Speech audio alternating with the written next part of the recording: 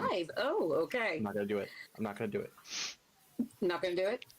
Hello, everybody. You should learn to sign it, and then you could do it. I tried.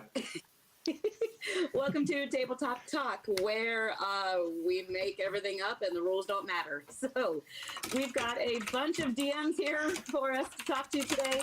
And I would like to start with just everyone introducing themselves, telling us how long you've been a DM, and what do you prefer, real dice or online dice? We'll throw that out there. I'll start. I'm Nerdy Teacher, and I've been a DM since 2016, 2017, somewhere around there.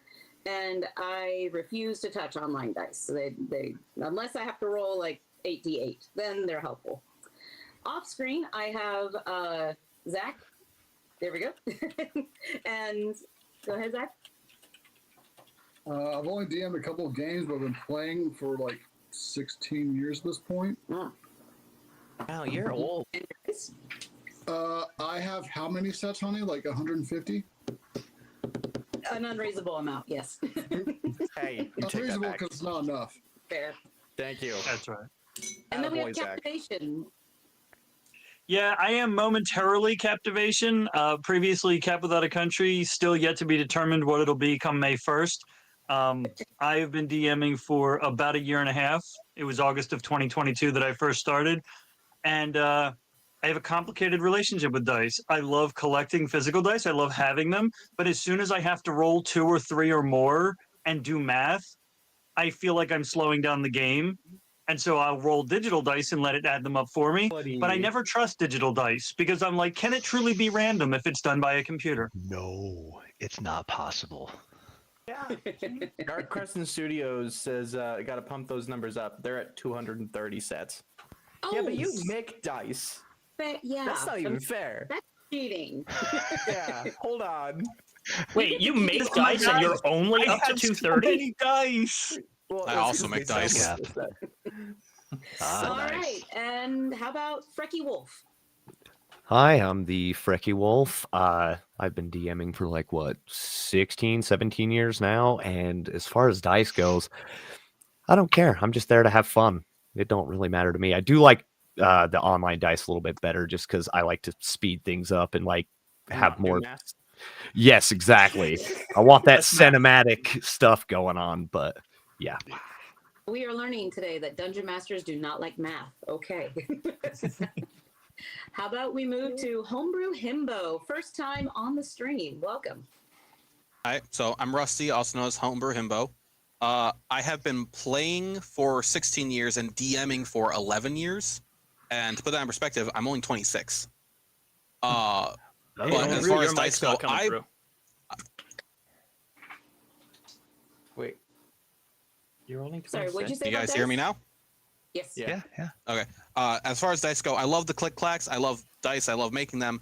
But I find that online dice makes it more accessible to larger groups of people to play and get together. So I'm perfectly fine using online dice if you can't be in person. That's more than reasonable. I like that.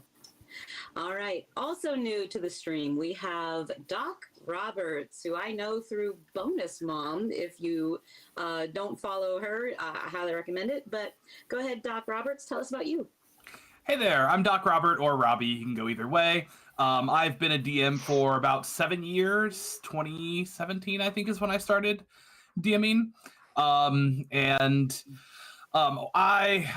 DM on alternate Saturdays with Bonus Mom as a player and Hammer and Pixel, some other great people in the community, running through Baldur's Gate Descent into Avernus. So not tomorrow, but a week from tomorrow if you want to catch me there. Definitely. We enjoyed that on the Ages of Ainur Twitch channel. And I'll have a hot take here. I almost exclusively use digital dice. I have physical dice. I was a dice goblin. I might still be a dice goblin. But even for in-person games, I run the D&D club at the high school I teach at. And even for those in-person games, all digital dice. If the kids want to roll physical dice, I let them. I'm not going to tell them no. Man, if you're going to run them at school, you got to make them roll that physical dice so you can teach them more math. Let them do the mental math. I'm an English teacher. I couldn't care less. So. Fair enough. Not as long my as they problem. get their monologues down, right? Yeah, Right. for sure. So, but no, so yeah, that's me. So, do digital dice count as the NFTs of Dice Goblins? They totally could. And by the way, at this Yes. point, saying how the digital dice can't totally be random, D&D Beyond's dice are actually used by a physics engine. And in every time that you switch the dice, interesting. they have a different physics engine. So it is, Okay. I mean, I don't know if it's As totally close to random, but random. it's as close to random as you're going to get. I And will say, switching your if dice you, actually does do something. if you distrust online dice because the algorithm, you don't know how the numbers work, have you salt tested all of your actual dice? Yes, and I get Oh, the ones that all right. have the 20 that's floating on top. Anyway, Ava, you're next. Oh, Ava had a refresh, I think, Uh-oh. because they're having some audio issues. Well- but I think they're back Yeah. just about now. Fuck you. Ava, They're, they're here. They're Oh here. wait, he's back. Hi Ava, miss you. I know glitch. Hey, Ava. with every shot, but your aim's getting better. Well, All right, Ava, are you ready? Yeah, sure. Tell us what you do. I am EvaUnit 3. You can find me on TikTok at EvaUnit 3, and you can find me on YouTube at EvaUnit 3, and you get the picture. I've been DMing for, well, I've been playing since college, but I've been DMing for probably the last 6 or 7 years. It's hard to remember. Too many different systems. As far as real versus virtual, it depends on what I'm doing, and I have a little bit of a reverse opinion on it in terms of the number of dice. If I am rolling individual dice, I actually prefer digital because I'll set up the little thing and I'll just click the button. But having played Shadowrun, I have learned the absolute delicious glory of holding 32 dice in your hand and rolling all of them at the same time. it feels so good. Hey, my Yeah. apologies.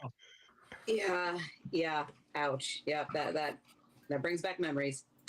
And second to last, we've got JewBacca. Hey, so I'm JewBacca. You can call me JB. It's easier.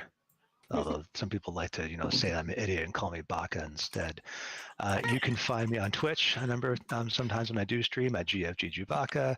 I forgot last time I was on here that I do have a Mastodon, but I'm on that problem of, well, people don't really follow me, so don't really post much or at all, and then I don't post much because people don't follow me, and so it's getting this bad cycle. So if you do follow me on Mastodon, hey, maybe I'll drop some more stuff on there. I think that could be fun. Also at GFG JewBacca. If you're curious about what GFG is, it's a fun Discord server that I administrate with another guy called Butt Slurpee. So if you want to come in and for a fun place, you can find more info on that Discord on my Twitch page. But in terms of talking about digital dice versus physical dice, I'm on board with Homebrew Himbo here. I think I think physical dice are a lot of fun. I first got my taste. Oh, I forgot to add earlier. You had asked how long have we DM'd and how long have we played. I started playing back in 2006, so we're coming up on 18 years there. Back when I was in college, and I have been DMing since 2019, so much more recently. That's 5 years ago now. I still have yet to, okay, unless you count the one shot that I did for a couple of my friends back in 2008, 2009. I don't know. But I got my first taste for large groups of dice with rolling fireballs in 3.5 when you were getting 8, 10, 12 d6, and then I got a better taste for how much fun it is to roll massive quantities of dice when playing White Wolf, playing Vampire the Masquerade, and especially, as Ava already pointed out, in Shadowrun, especially because Ava and I have played Shadowrun together in the same group on Discord. So I love that feel, just saying whoopah with a whole bunch of dice. And my dad trained me well in mental math, so I don't mind the mental math so much. At the same time, I do love for more people to be able to play as possible. So if they need to use online dice, all right, so be it. I ain't mad. Too mad. And last but not least, the now infamous Dustin. Hi. Curtain Killer, right? That's what we call him? Junior 93, pretty much everywhere. TikTok, YouTube, Twitch, OnlyFans, Fansly, you know, only one of those is a joke. And just everywhere, man. Find him on OnlyFans soon. Man. Apparently, I'm all over people's Facebook pages. You know, Coming soon. Yeah. Ooh. In a bed near you. Anyway, so sorry. I've been in a mood all day, I guess. Don't lie, Tanis, don't lie to us. You're not sorry. Not yet. Listen, I only lie in bed. Anyway, yeah, I've There we been go. playing since I'm pretty sure it was 2017, and I've been DMing since 2017. I was a player for 2 sessions, and then I was like, I wonder if, and then now I'm, yeah. My second Forever ever DM. DMing set thing was on a Twitch stream. So, yeah, no pressure. There's only like 400 people watching. It was fine, totally fine. Anyway, So that physical dice, almost always. I'm with Cap unless it's a bunch of dice, and I don't want to do the math.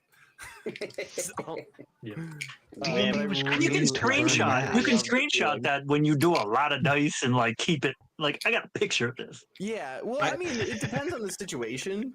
Like, I'll definitely do it if I have the dice to do it and have the time to do it. But 99% of the time when I'm DMing, I'm streaming, and just to keep things streaming along. I just do the digital dice. So I would like to change my opinion slightly, because there is a circumstance that I have a very strong opinion on. My opinion for digital versus physical is for all players and DMs, for all. As a DM, however, I am 100% under the impression that physical is better for twofold: 1, intimidation, and 2, lying. yeah. I'll So- roll yeah. 300 dice if I have to, and I will tell you the damage is 12. What I Oh, do with it, fun. with the way I used physical dice, in one of my very early campaigns that wasn't streamed, it was a Curse of Strahd campaign. Anytime I rolled dice at any point in time, it was just the regular, plastic dice. Anytime Strahd did anything, I used my only set Metal of dice. metal dice, which are red and black. Ooh, And yeah. so, like, you'd hear that click, click, click, click of regular dice, and then all of a sudden, just dunk, dunk, dunk, dunk. And I Pavloved them because I would sit there randomly and pick up the metal one and just roll it for no reason at all. And we would hear it. And then go, Freak what out. are you doing? What'd you do that for? See, Nothing. I do think that digital dice have one enormous benefit, though. It's not as a DM, though. So I would say that 80% of my games are with new players because I always run the new player table for the games club at my school. And then usually it's former players who decide to branch off and do their own DM thing. So it is so much easier to just say, hit the +5 next to the thing than it is to try to teach them what to roll. And then it's super easy later on. You go, oh, it's the D20, and then they know what to do. In terms of teaching people, I find it just so much easier to go with the digital dice. Now, I will admit the intimidation factor is not there, but I do have a substitute, and that is on D&D Beyond. You can turn on dice noise, and you still get to hear the click clack. So, is it the same? No, but I find it to be at least a decent enough substitute.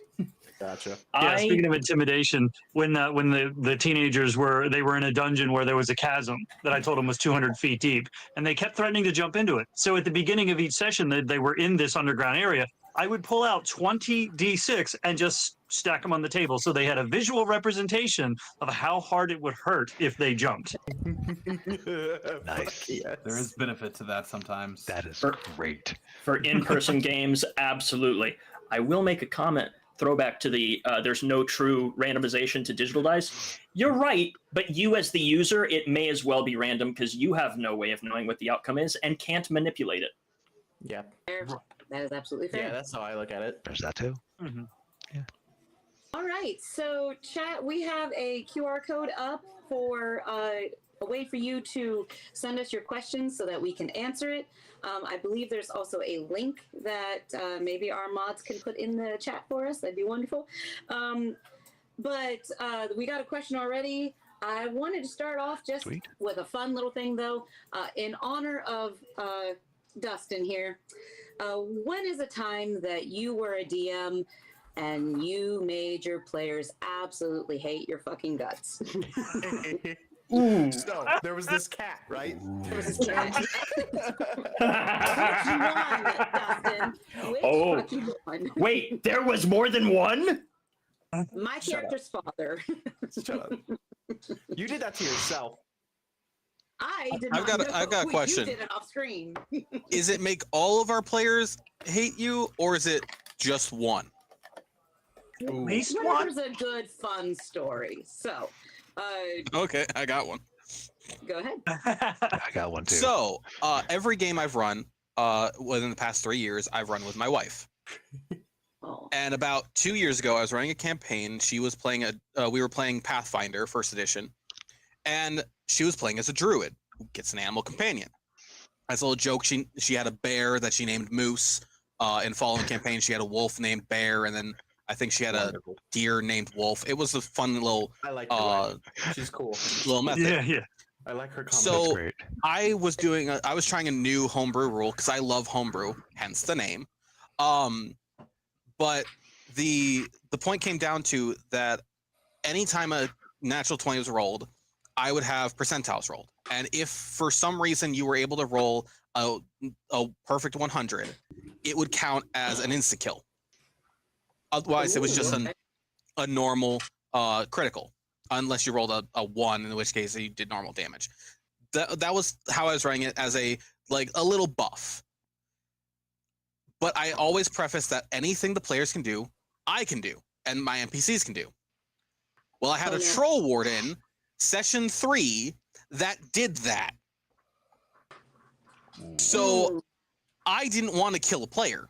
So instead, I described very detailed and gruesomely how instead of killing the druid, my wife, it stuck its 3-pronged clawed hand into the bear's side, slowly pulling out its still being heart as it beats one last time and drops to the ground. The bear looking at the druid and then collapsing.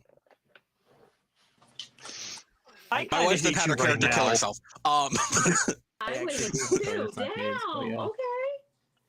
That makes I sense. thought I was being nice because all you have to do is spend 24 hours in the woods and you'll get a new one. Yeah. Yeah, but kill me. Don't kill my dog. Right? Kill the player, not the Right, yeah. And that is Don't always kill the used player, whenever kill the someone's like, character. "Oh, you're married to the DM. You must get all the extra bonuses." Nope. Mm. He hurts me more. Who had the next story? JewBacca? Was it you? Yeah, I've got a story.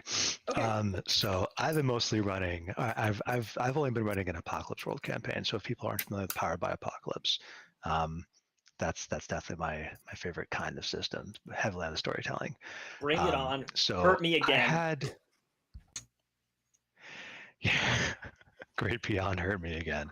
Yeah, Ava's been part of that campaign.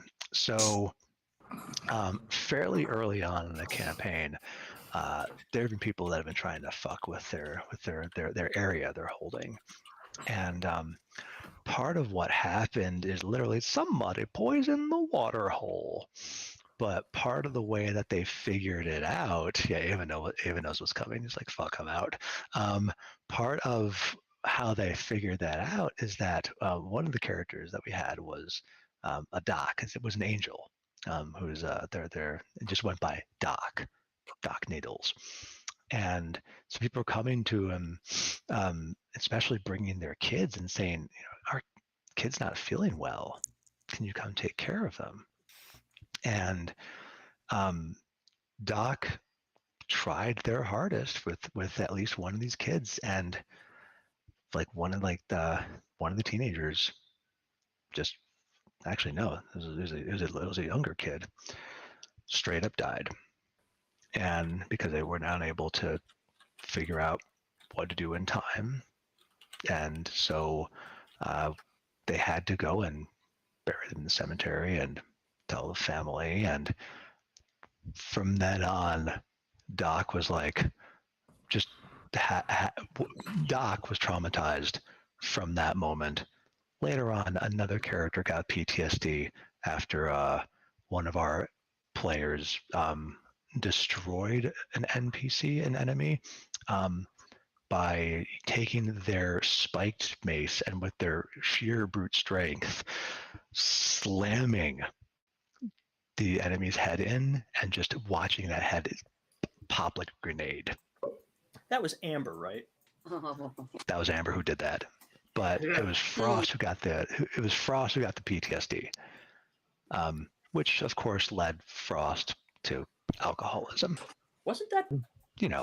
That was like you do. That was Silver's bar. Yeah. Like you. Oh, I'll be honest, that's not the story I thought you were telling. Story they would like to share?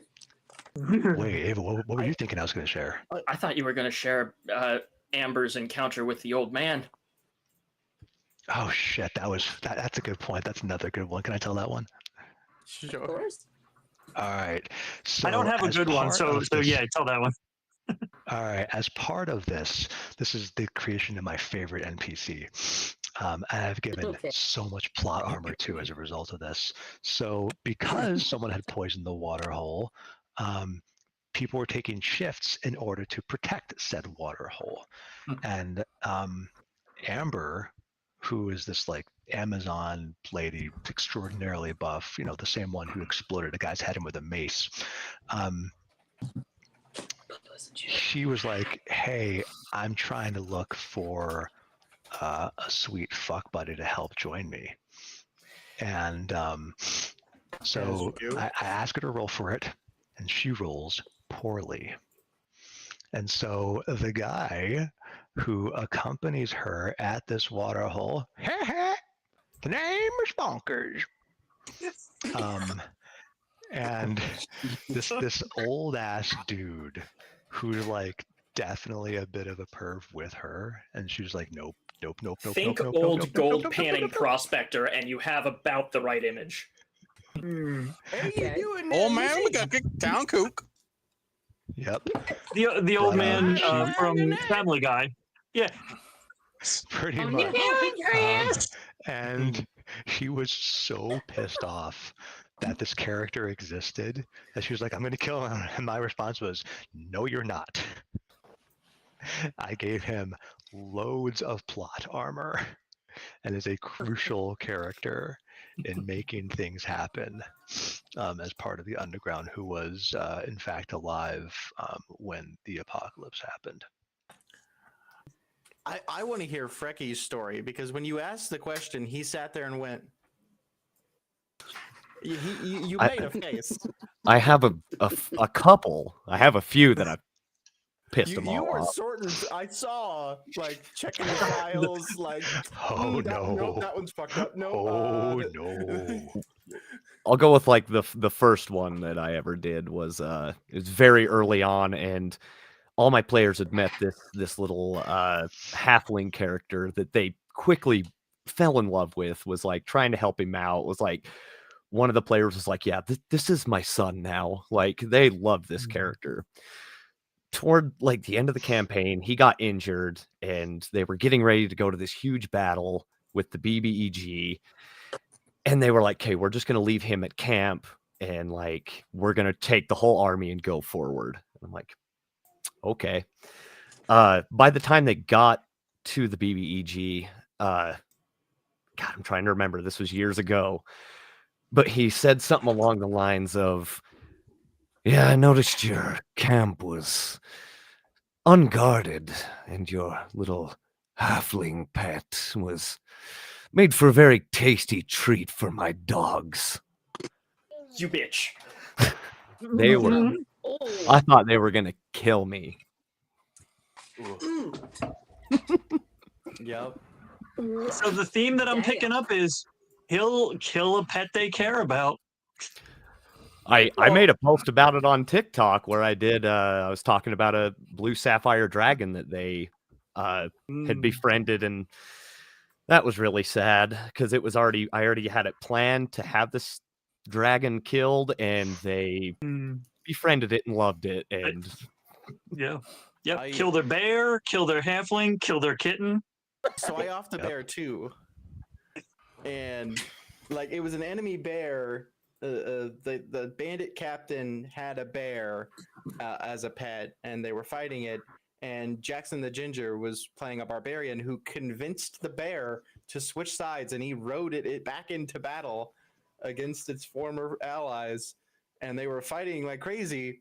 And one of the enemies killed the bear, or the bandit captain did. So the bandit captain was being mind controlled, so he killed his own bear. And the shock of doing that, like, brought him out of it, because that was his bear. He loved his bear, and it tore him apart. And like everybody was like broken over it, so badly that one of the players, Taylor, she used it something like summon druidic spirit or something like that to summon a bear spirit, come and say goodbye to the one that got out of the mind control and to Jackson, and then walk back away into the forest. So even though I tore them up, Taylor was like, "Hold my beer." She made it worse. damn. It was beautiful. Wow. And This is a deep pain. it was so good. That's great. My brother-in-law is a longtime DM, and part of his philosophy that he got from, I forget, somewhere else, is whenever the players are telling your backstory or showing you something about themselves or something that's in the realm, what they are doing is that they are giving you a knife. Yep. And your job is to take that knife and to stab them with it. And give it a good old twist. It's just what Nerdy Give it a did. twist. It's just what Nerdy did when she said, my character doesn't know her father. She has two mothers and never met her father. I'm like, bet he's dead. Yep. Am I the only one that doesn't mess with our players' backstories like that?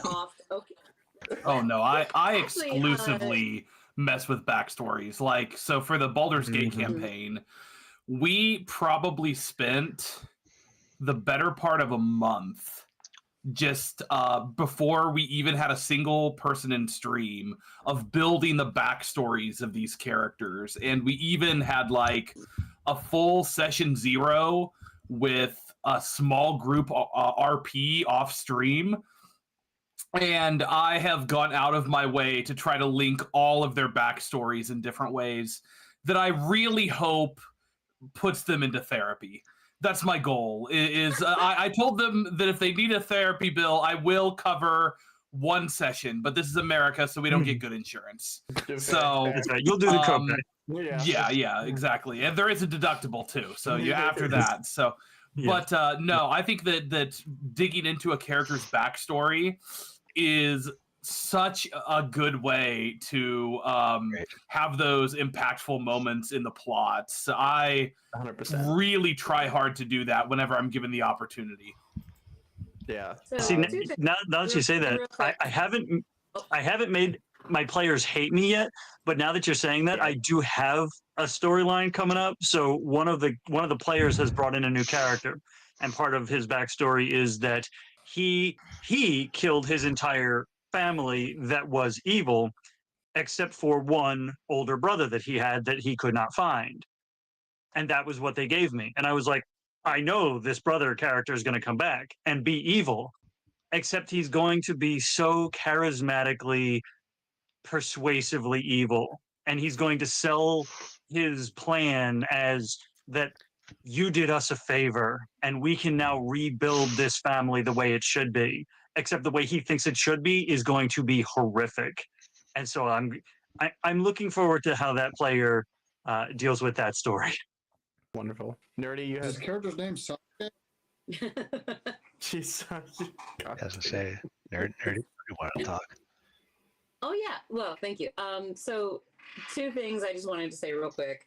First off, I have written that down, Doc, as a sticker idea. My DM goal was that you will need therapy. That's right there.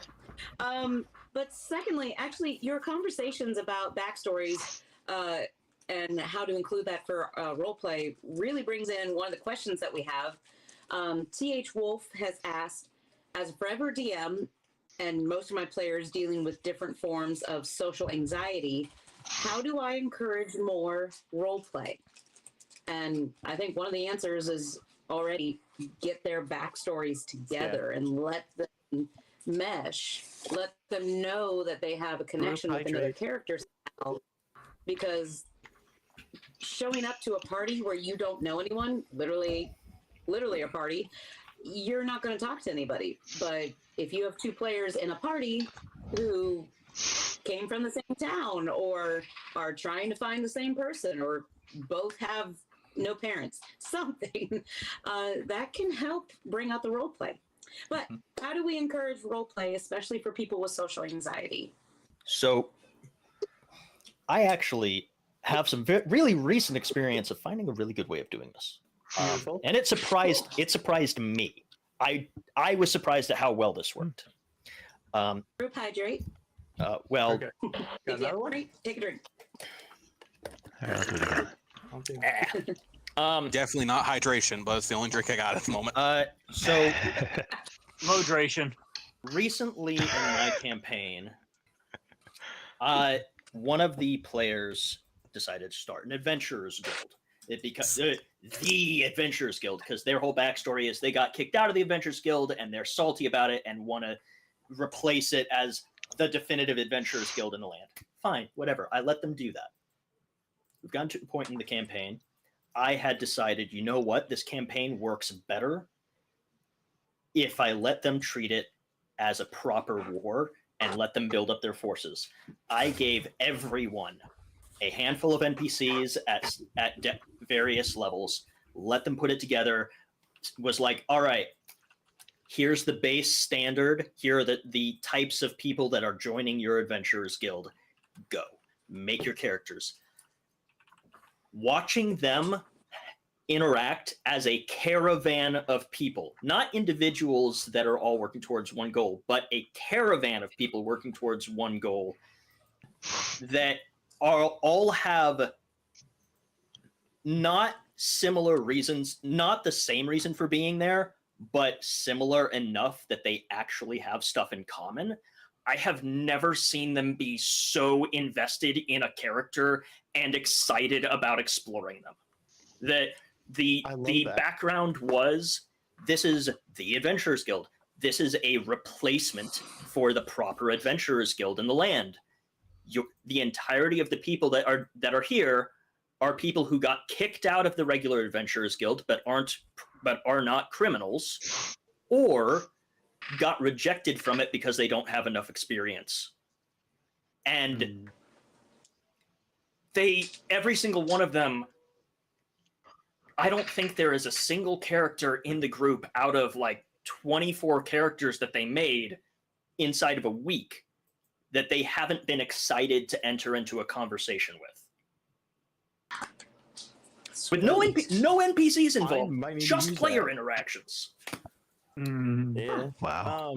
The way I like to do it is just kind of get two characters just kind of off in their own little space, their own little area, where they can just whoever that player has been most comfortable with during the game up to that point, get them together with that person and just let them go. Make them feel as comfortable as possible, give them a private spot to do it in. They'll go more times than not. So this kind of ties back into what I was talking about before, but I think that I kind of go with a two-hook approach. and I want to give them a connection to one of the other party members, and I want to give them a connection to the plot. And I want to do that from session 0.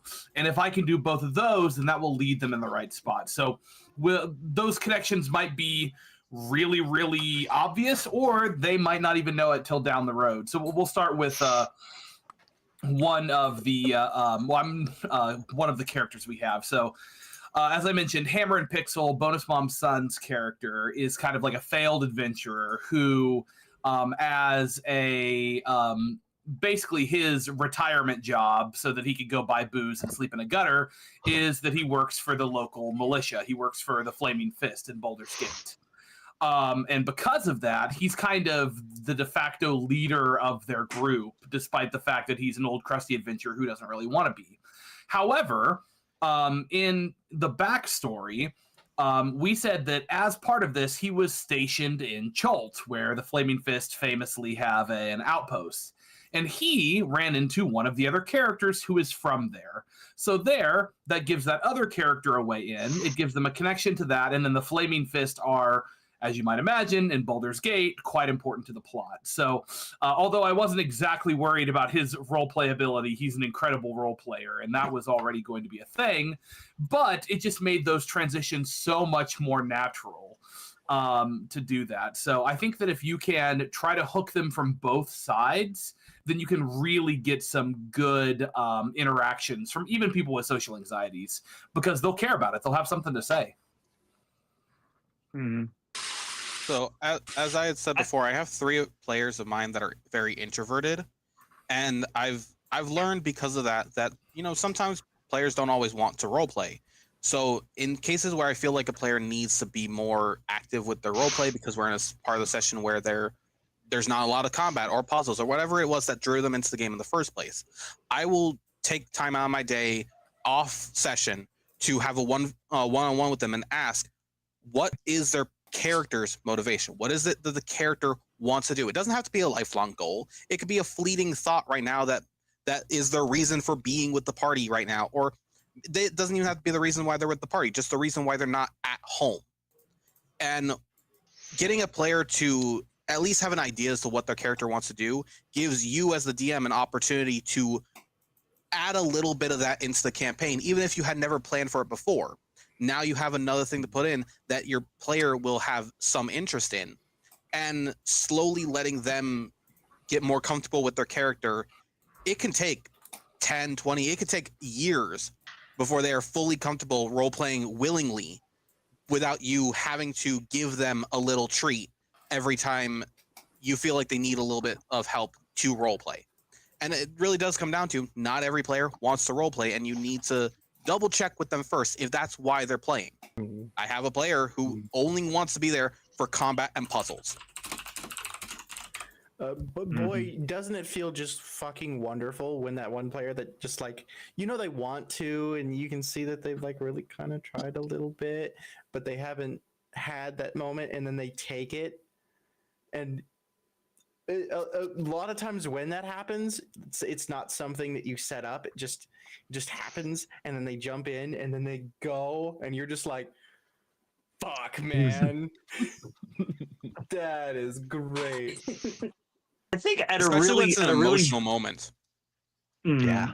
I think at a I really agree. basic psychological level, because there's a little bit of a divide between playing your character and acknowledging as a character. And I think some people that are really introverted have an easier time describing what their character is doing rather than doing it in the third person rather than the first person. So if somebody's having a little trouble role playing, it's like, don't tell me what you're doing. Tell me what your character is doing in a narrative way. And then it takes away that feeling that I have to act and perform.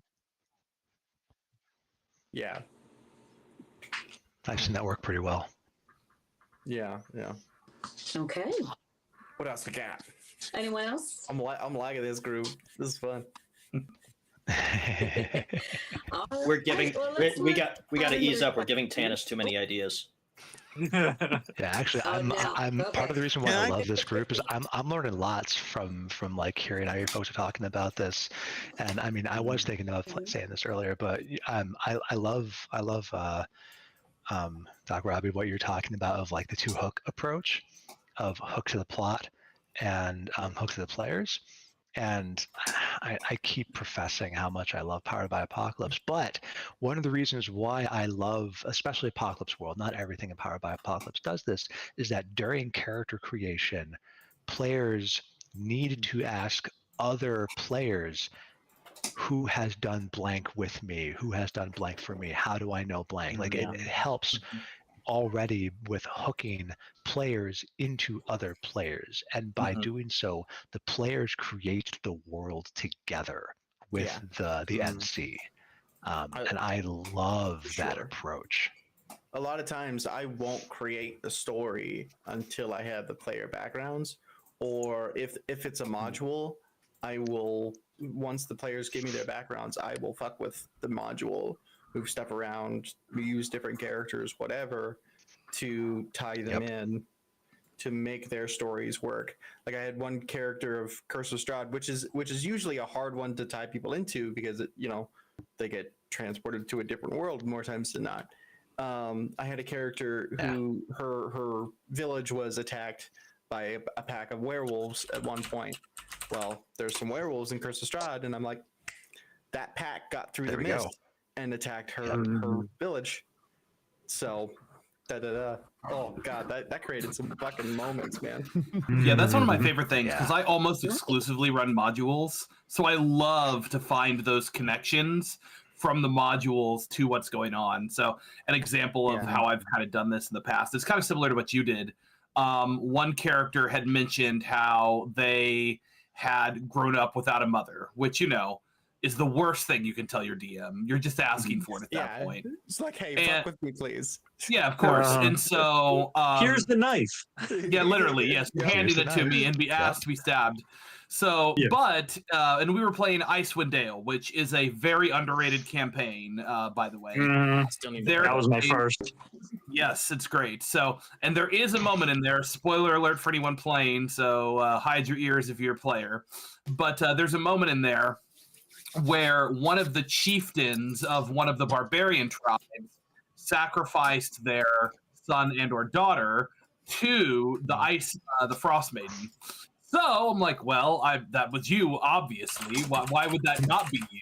And so it is now a meme in our group that this character just always had mommy issues. So, yeah. There's always one. Always one. So Well, actually, go ahead, please. sorry. So I have a thing. I absolutely need my players to give me backstory every time I run a game because I come up with an overarching plot with some details here and there, but I don't have like details for the story.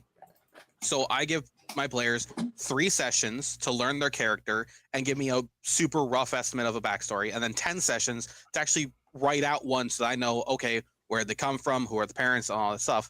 And I guess I'm the odd one out here. I don't like to poison the cookie. I don't take the knife.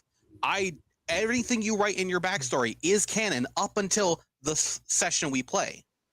Because after that, I will then start messing with it in cases of, no, you have loving parents. Okay, I'm not going to kill them. I'm going to put them in danger so you can go save them, but I'm not going to change your backstory from what you told me. I'm going to give you starting to change. I like that. Oh, I agree. Sounds like another good A strategy. lot of us don't go in.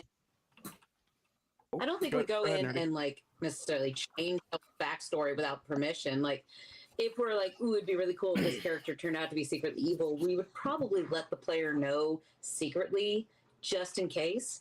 But I think like the knife that we're talking about is like when I told Dustin, hey, my character doesn't know who their father is. Okay, there it is, right? I had no clue. I didn't want to know. I didn't write it. It was totally up to him, and I gave him that option. It's like Schrodinger's. It's Schrodinger's detail. Yeah. Thank you. That's a good one. There's a conversation happening in chat and that we just brought up, but my question is, if you have played another TTRPG like Daggerheart that's being talked about in chat right now, or what JewBacca was talking about, what did you like about that TTRPG that you kind of wish D&D had, or you make a homebrew rule to bring it in? Zach has an idea to talk about that. Go ahead. Oh, that's going to be such a long answer. Same. Maybe. So I've played Pathfinder and Pathfinder 2, and I really like the mechanic for their actions where if all you want to do is move, you can move. If all you want to do is attack, you can attack. Each subsequent, there's 3 steps, and it can be your attack, and then you can attack 2 more times, but there's a penalty if you keep swinging. I really like that. I feel like it gives the characters a little bit more freedom to do what they need to do in a situation, to get out of the situation. Because like in real life, if you're engaged in a fight and you can't run, your movement's not going to exist. You're going to have to keep fighting. So instead of, well, there goes my movement, I'm just going to waste it for the turn. Swing again with a -3 or whatever. So in essence, D&D has the action, bonus action, and movement on your turn. Pathfinder just has 1, 2, 3. You do what you want. But if you're running 3 times or attacking 3 times, you might get a little penalty, but you can do that if you need to. You don't have to attack. You don't have to. And I'm That's just really a big beautiful. fan of that. I feel like it's more natural. It's a decent rule. Yeah. All right. Never- anybody else? never having played- I've not played DaggerHeart yet. I'm curious if anyone has. The only other TTRPG that I've played, quote unquote, is Dread. And for those that don't know, like, you don't roll dice for that. It's a Jenga tower. And if you do something that would stress your character out, you pull. And there's 3 acts. And the further you go, like after Act 1, the DM pulls a bunch of them out. And it just represents this more and more stressful situation.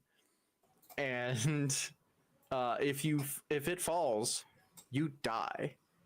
That concept fucked with me. However, they never played, that group had never played Jenga with me. And I'm not fair when I play Jenga, so Oh, you I did. never died. There was at one point they're like, "Oh my god, he's dead." There's no way, there's nothing that he's gonna be able to get. And I walk up and I flick one, and it just goes out, flies across the room, and the tower's fine. And I sit down. They're like, I love that "Fucking rule for Call of bullshit, Cthulhu. man." Yeah. I just boop. There we go. That's funny. Never having played any other TTRPG, I do know that Pathfinder has a crit rule where if you exceed the AC by 10, you crit. And I wouldn't hate that. Ooh, that's I cool. made a video on that, I like actually. that. I don't Yeah. mind that. I've considered that one. I do like it. But if I, like Mary said, if you had to pick one, the movement action feature wins it for me. Right. And I've actually thought, like, I'm writing my own campaign right now, and there's a couple of very specific rules for it, and I was thinking about bringing that in if whoever's playing for me is interested. Trying to figure out how to bring in a Pathfinder rule into D&D. And we have in chat Corvus. Corvus154 says, in DaggerHeart, you get more as you level up. Armor actually does something. I'm curious what they mean by that. There's no attacks of opportunity. That surprises me. And the lack of initiative allows players to freeform combat. Very fluid system that is very intuitive. That is intriguing. I may have to pick up the rules of DaggerHeart and look into that.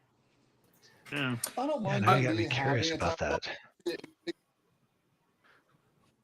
I don't mind D&D having attacks of opportunity. It does kind of make sense. If you're in combat and you just like walk away, it makes sense that the enemies try to stab you. Yeah. Honestly. I will say it's. I do sorry. like the rest of that though. I will say it's I'm trying to do a that good. Go ahead. Sorry, I'm sorry. I get the You're keep good. going. No, it's okay. Go ahead. I will say there is an optional rule that I'm in 5e that I think is really good of side initiative that can really help with that depending on the situation. So for side initiative rules, it's the monsters go and then all the players go in an order that they see. And depending on the situation, allowing that can be a really good way to run that. And it's just a looser initiative rule. So it is a rule set that already exists in 5e if you want to use it. And I do use that sometimes, especially for smaller combats or for combats that I think should have that flexibility. So it can be a little harder to keep track of, but it is a rule that's already in 5e. I'm not too familiar with other systems, but I know 5e like the back of my hand. I'll definitely do that if it's like higher level characters just running into like a bunch of mob stuff or like huge battles. I'll definitely do stuff like that. Okay. I'll Did admit you I'm have struggling something? a little bit.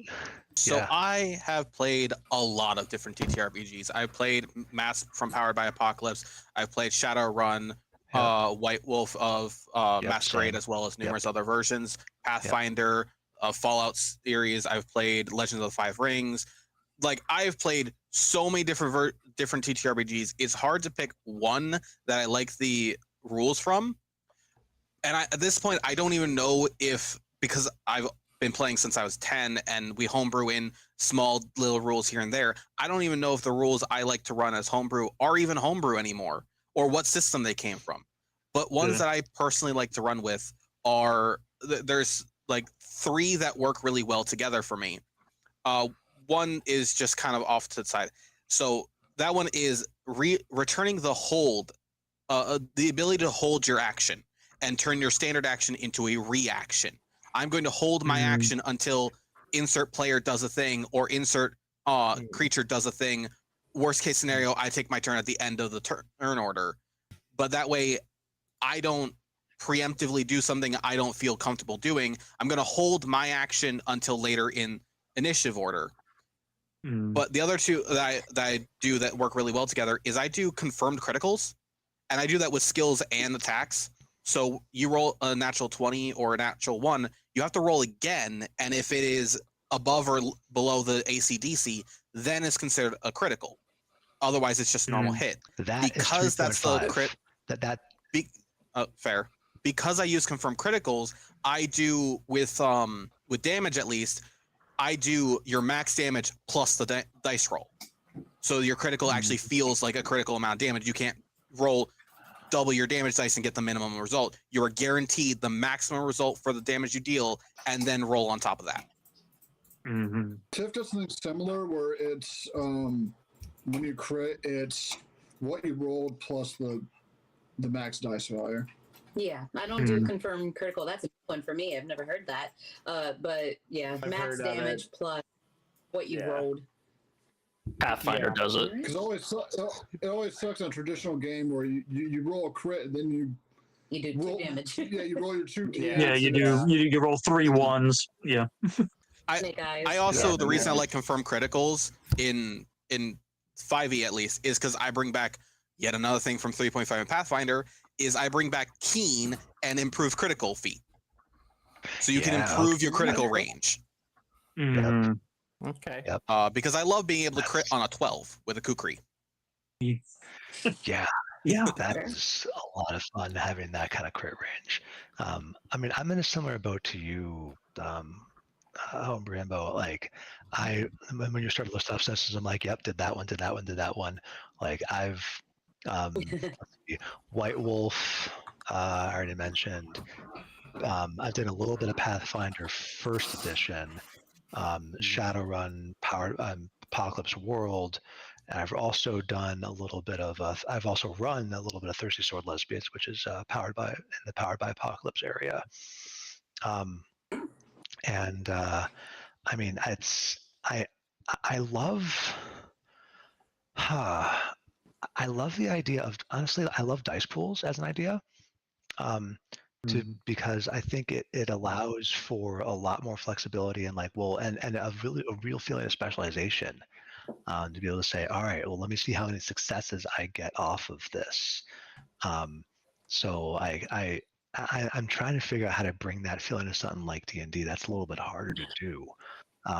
But I'm also thinking that that one thing I like about Thirsty Sword Lesbians is that at the experience is, yeah, I know it sounds funny, but it's definitely one of my favorite systems that I've encountered so far, because it's beautifully focused on interpersonal relationships.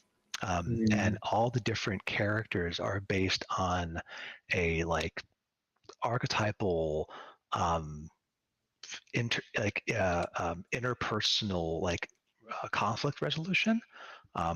Like the beast is all about that there's something inside of you that is not typically accepted by society, and it is beautiful and it is powerful, and when you let it out, it can be beautiful, powerful, but also can be alienated from other people sometimes. So like that's a lot of people who are dealing with trans issues have used that.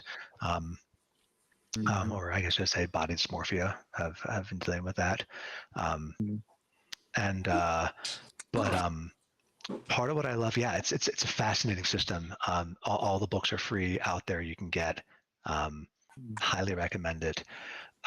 But something I love about Thirsty Sword Lesbians is that XP is tallied at the end of session, and it is based on a couple of different questions of overcoming obstacles, and everyone and also something else I like about Thirsty Sword Lesbians is that when there is a failure, It's the name.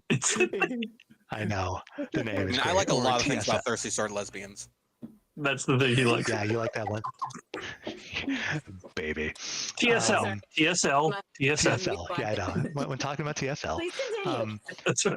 I will. So, thank you. So when talking about TSL too, part of what I love is that when you roll a failure, like a 6 or under, that's what goes on in Power by Apocalypse, you gain an XP as a way to say it's not, yes, you might have failed on the action, but you're going to learn something from it, which again very akin to what goes on in everyday life too.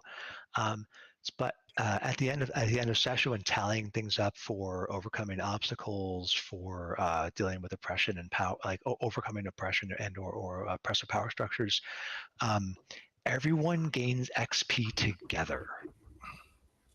So and what game was this again? There's a TSL, friend. Oh, thanks. I mean, Thirsty Sword Lesbians? Yeah.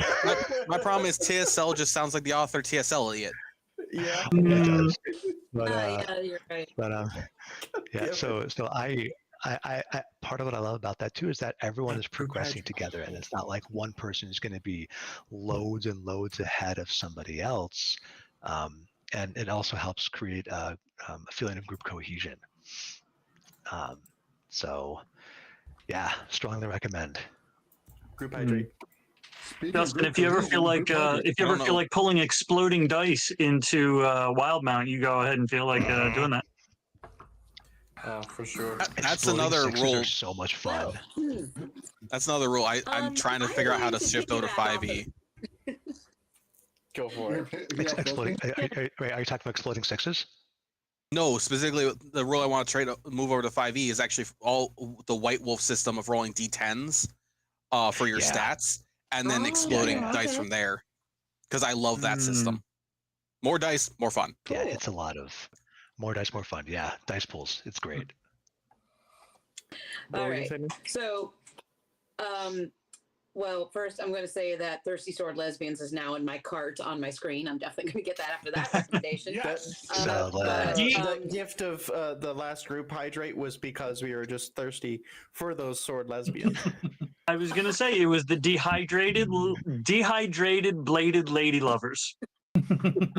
There we go. But also, I'm going to piggyback off of that because I think we know JewBacca's answer to this. But we did get a question today from Draken or Dracone, whatever.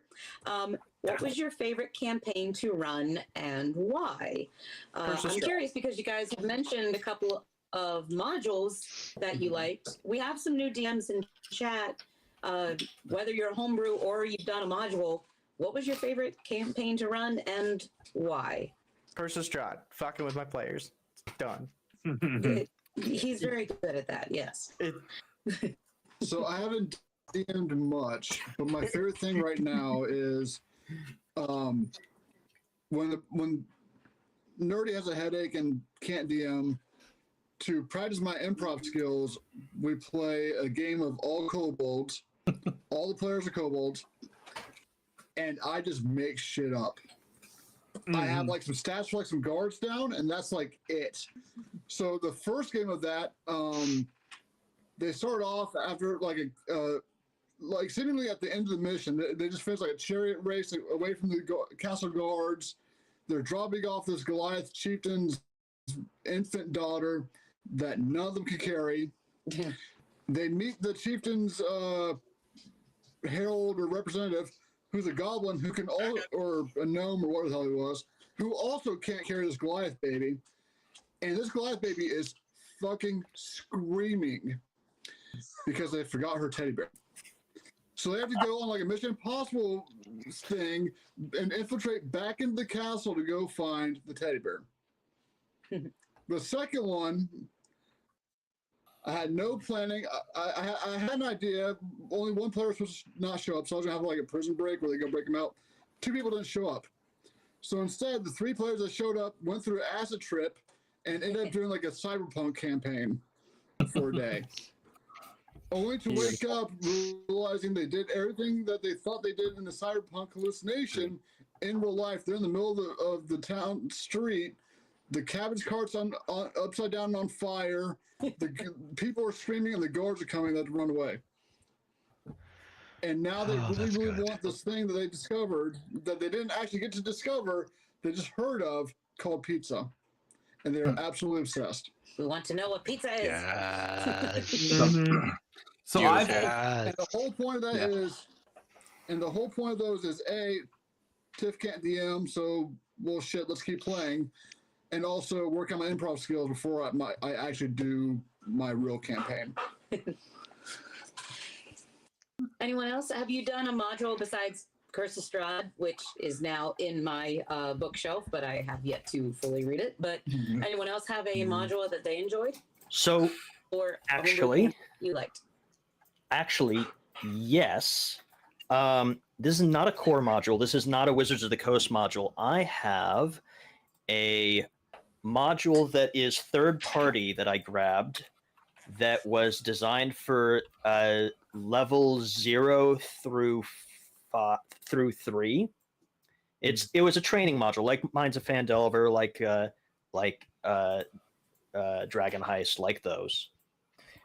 But it's called Truly Madly Deeply, and the entire concept for the way it was written was this is for players who have never played it before and DMs who are new to DMing. It teaches you how to DM as you go, and the players are building out their characters as they play. Half of it being the DM is asking them questions and telling them what to put on their sheet depending on their responses. Which I have other awesome. Campaigns that I have ran that I really love, but in terms of actual modules, that one is my favorite one that I have picked up, and I will absolutely be running it again.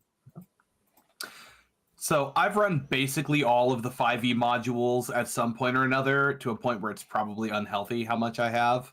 But of them, I usually say my 3 favorites are Descent into Avernus, Icewind Dale, and Out of the Abyss. Now, this is I would say for all 3 of those, they're probably better for more experienced DMs. I have different advice for new DMs.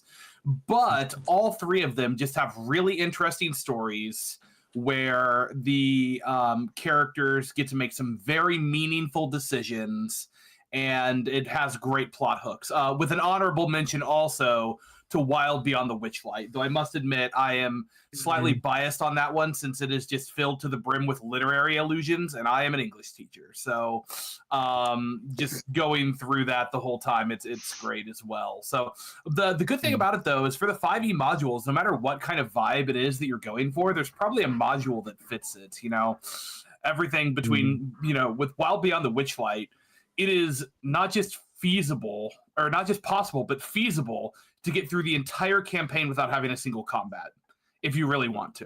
It's totally possible. Nice. Like it's designed that way where That's you awesome. absolutely can if you really want to. And then Descent into Avernus, you go to hell, and it is very much not that way. And Icewind Dale's a modern horror, so you have all of those horror elements. And so I just love to play around with these different settings and see what you can do with that. So as you can tell, I love to take the established and modify it as opposed to making my own. I don't do nearly as well with the homebrew as I do with playing in worlds that already exist. I'm probably going to be not the only one here, as I'm saying, that only runs homebrew. I have not run a single module ever. That's not to say I don't plan to. I kind of have them as a backup if I run out of ideas and I just need something. I can throw it into one of my I'm like, oh, I've got this town. It's close enough, I guess, to working for this module if I'm really having writer's block. But I've never had to do that because I fly by the seat of my pants. I improv every session. I have general ideas, but I don't actually I don't write anything down. Except my favorite campaign I've run is the one I'm currently running with Papa Popo, Lord Shaggy, and 3 other people.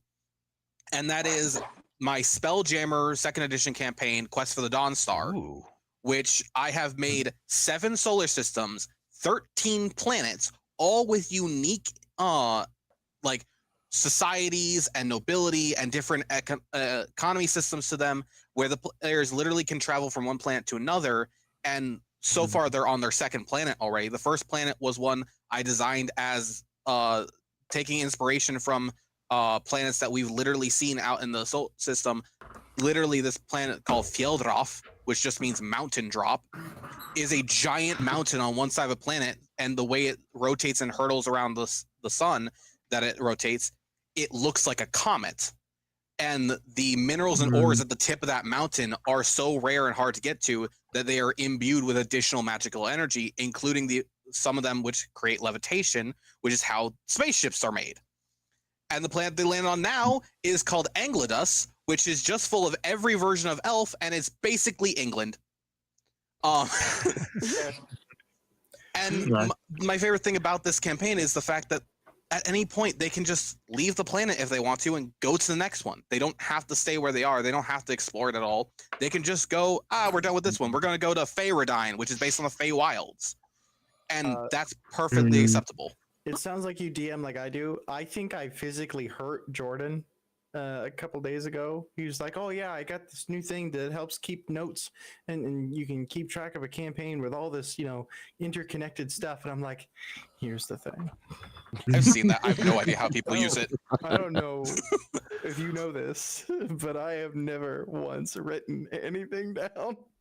Yeah, it's a chart. It's like, here's plot point 3 and 4, and Dustin's like, I don't have a plot point 2. I write lore, not stories. I don't even do that. You think that's bad?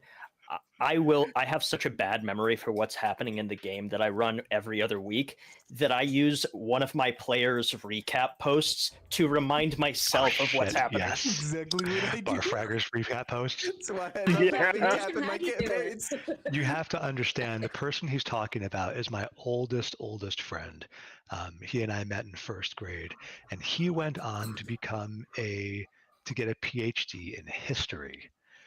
So it makes sense that he's the kind of person to be like, and this week and like do full story recaps. This is the guy who, like, when he finally decided to run a D&D campaign after I convinced him after years and years of being like, hey man, this sounds like something you'd have a lot of fun with, and here's a server where people are going to be interested in this.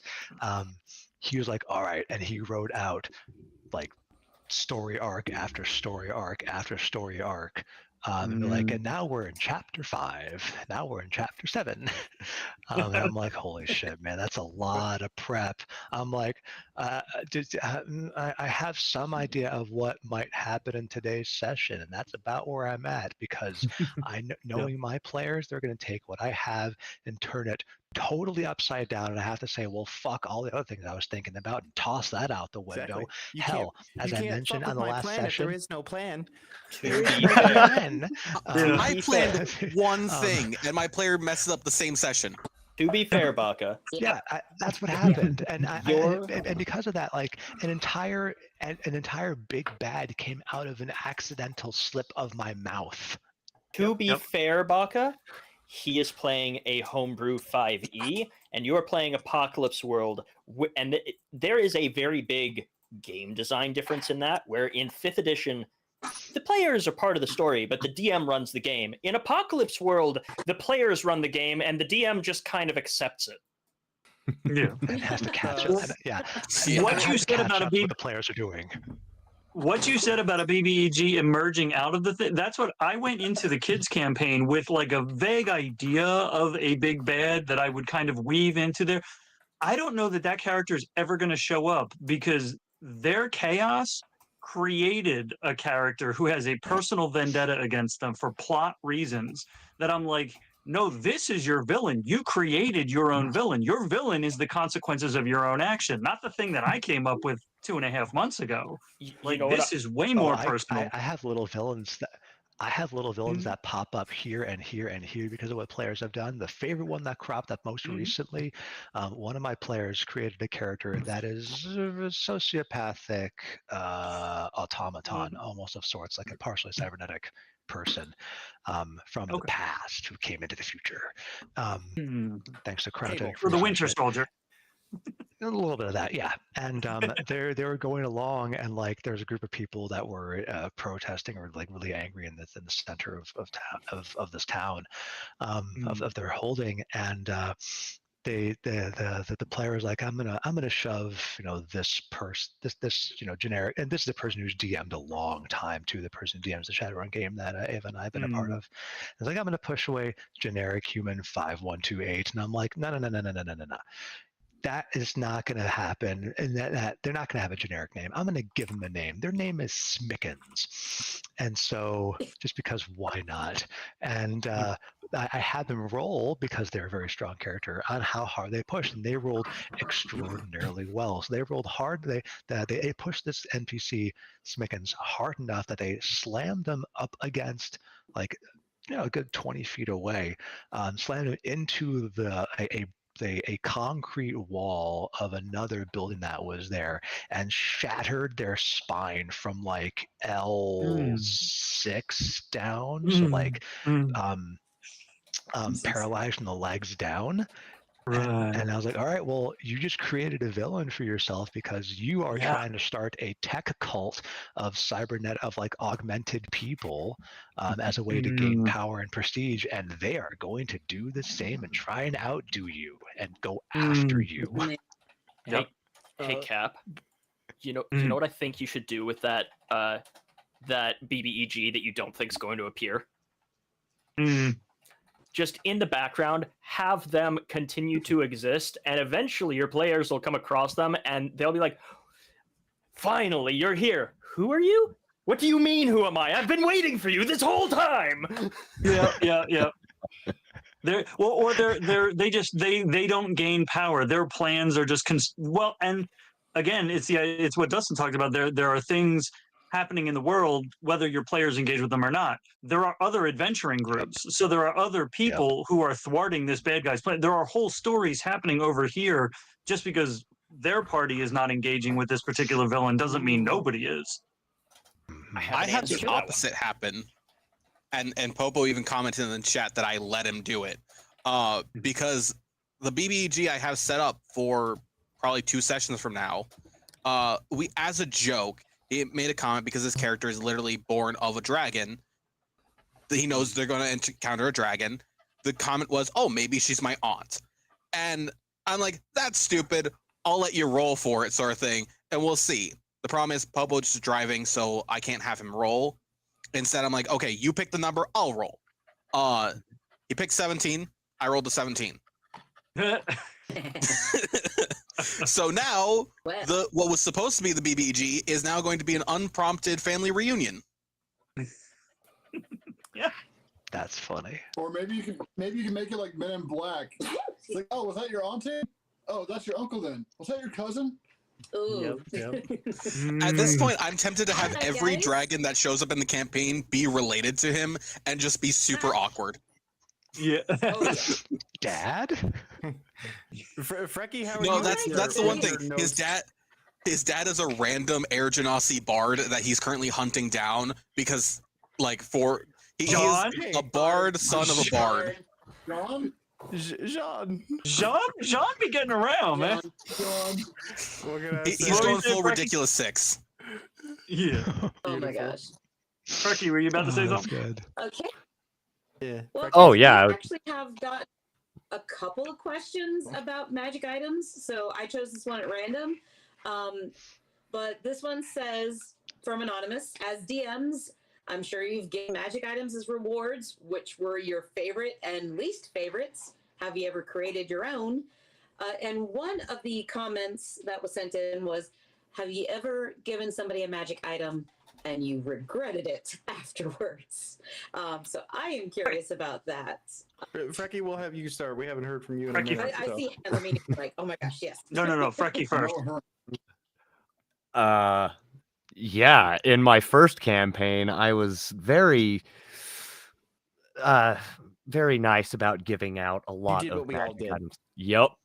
And I had to take all the monsters BBEGs and just change all the stats, make them tough as hell. It was miserable, but yeah, ever since that, You I've been DM kind of tend to give out way too much. We tend to Yeah. be too nice, give way Yeah. too many. Stop laughing, sir. But we give way too Like a many flame items. blade at level players. 3. oh god. Yeah, and we read it. We've all done it. We've all been there. New DMs, rein it in. We want to give them everything we can, but savor that. Don't give them the magic weapons too early. But Give 'em She crumbs. gave my Crumbs. mom a ring of dex strength to add his dex modifier to his attacks. yes, I found a homebrew item online that was you can add your dex and strength modifier to your monk punches, your unarmed strikes. That was a mistake. Whoa. Yeah. My It's monk worse is than in tactical, tackle, tavern brawler on his top. tail. Yeah. Yeah. I had on the flip side of that, I was nice. The person who my Discord name is named after, Kavash, I nerfed the hell out of him to make up for it. I behaved. But any homebrew or stock, any other magic items that you guys liked or have absolutely hated? I So- actually go on. So in Out of the Abyss, Out of the Abyss actually ties in quite nicely to the Dungeons and Dragons movie for any of you who have seen that. I won't reveal exactly how for spoiler reasons, but it ties in quite nicely. And there got one point where I decided to have a guest NPC with one of our good friends of the stream, Shady DM, and he came in and played a dragon who was being a quest giver at one point. And I'm like, yeah, hey, you know what? Pick 3 items. You can give him whatever 3 items you want. Give them to the party. Well, see, that was a mistake. Because he's like, okay, my first 2 items, we're going to do things from the movie. So we're going to give him the Helm of Disjunction, which they never used. The Hither Thither Staff, which broke like 70% of every dungeon ever. And then he's like, and I gave him the Deck of Many Things. Oh shit, no. So, Not the deck of yeah. many things. yeah, well, Yep. So Been there, I want done you to that, doing imagine the that. worst thing that can happen with the deck of many things. Like what for those of you who've read the deck of many things, what's the worst thing that they can pull? Meteor Storm? Void? Void, Yeah. the one that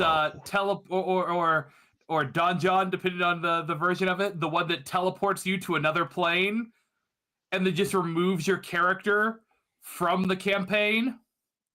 First pull. First Oof. pull. Mm. Walks up, pulls a card, immediately teleported to the void. Wow. Oh. So But then that's a side quest to go and save them. Right. Get it yeah, back from the except for void.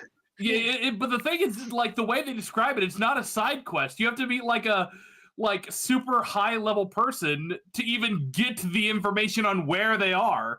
It's like a whole campaign to get them back. So yeah, they had to roll up a new character while we were dealing with that. They were like level 4 or something. So yeah, man, bravo. yeah. So that's what happens when you let your friends pick magical items. Do I regret it? Not for a second. It was amazing. The only one I have regretted, but I always give it to them because it makes life easier. It's the Bag of Holding, and I regretted it when I made an entire insane asylum encounter. There were guards, there were traps, everything, that they had to get through. They had to make their way through a whole lot of shit to find the people they were there to get. And they're like, all right, how are we going to get through there? Well, we have the Bag of Holding. We have spells to help us breathe without air. And we have an extraordinarily sneaky monk. So we're all going to get in the bag. Oh, no. The monk's going to take the bag, wear the boots of Elvenkind, the cloak of Elvenkind, and go invisible. Yikes. Cool. Wow. Wonderful. Awesome. Great. Just It was avoid fun. 99% of what I had prepared. Sweet. Play the Mission Impossible music. Wait, you had And they did that, and I was so proud. Honestly, I was proud, and it also had the moment of like, okay. See, this is why I love tabletop games, and this is why I'm so glad that like two people who have extensive history DMing who are getting married soon, they came to me and they said, "Hey, you clergy person," because literally I am a clergy person, we want some marriage counseling. Can you run a game for us? Which is how I learned about TSL. Because it teaches, it helps with problem solving, it helps with conflict resolution. And like, what better way for people to really get to know each other well or see some inner workings that they might not have otherwise seen than through a tabletop experience? Yeah, I mean, I have something to add on to that. I know that, again, in my games club, a lot of the students, and as a person with autism myself, being able to use these games as safe places to practice social skills. I have seen Yes. kids come out of their shells just from that. There is research out there that shows that D&D therapy is real therapy. You can absolutely use it that way. I'll tell you, if I wasn't a teacher, my dream job would be running one of those orgs that gets to do D&D therapy. So, I mean, it's just such a unique thing to let people play around in this world and, and really come into their own from that kind of thing. So it's interesting to hear from the marriage counseling side, because I'd never thought of it that way. Mine had already I always never thought of it too until they suggested it, and then as soon as I tried it out, I had to make sure at the end of every session that I had a good 15-20 minutes of time to debrief with them, because a lot of inner stuff came out. I talked about this the last time I was on here. That there was so much that was deeply moving and transformative, or just revealing, that they were working through during these sessions. That I would encourage that. Yeah, I've had a therapist refer to D&D and LARP as constructive escapism. Yes, I think that is a great way to refer to it. I think that is perfect. I would encourage DMs to have debriefing sessions after, especially like just have them as a regular practice, and especially after particularly moving sessions. Yeah, Tiff I does that. definitely have, like, after some real emotional sessions, just been like, hey, everybody okay? Like, that one was kind of deep, you know? Everyone deserves aftercare. Yeah, exactly. That's right. Exactly. Agreed.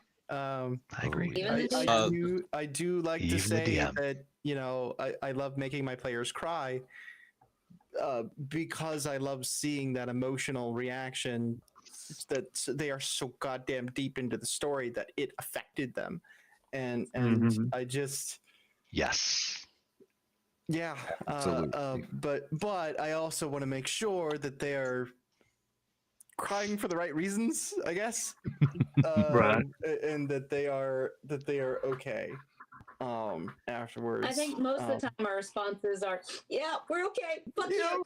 hey, man. There was one We're fine. time where I had a player go, "Hey, I'm gonna need some time off," Mm. and I'm like, "You take that time, because that, they I'm only bleeding a little. fell in love with an NPC. Their character fell in love with an NPC. All the players fell in love with an NPC, and they caused his death, and were happy about it. So, yeah, Interesting. yeah.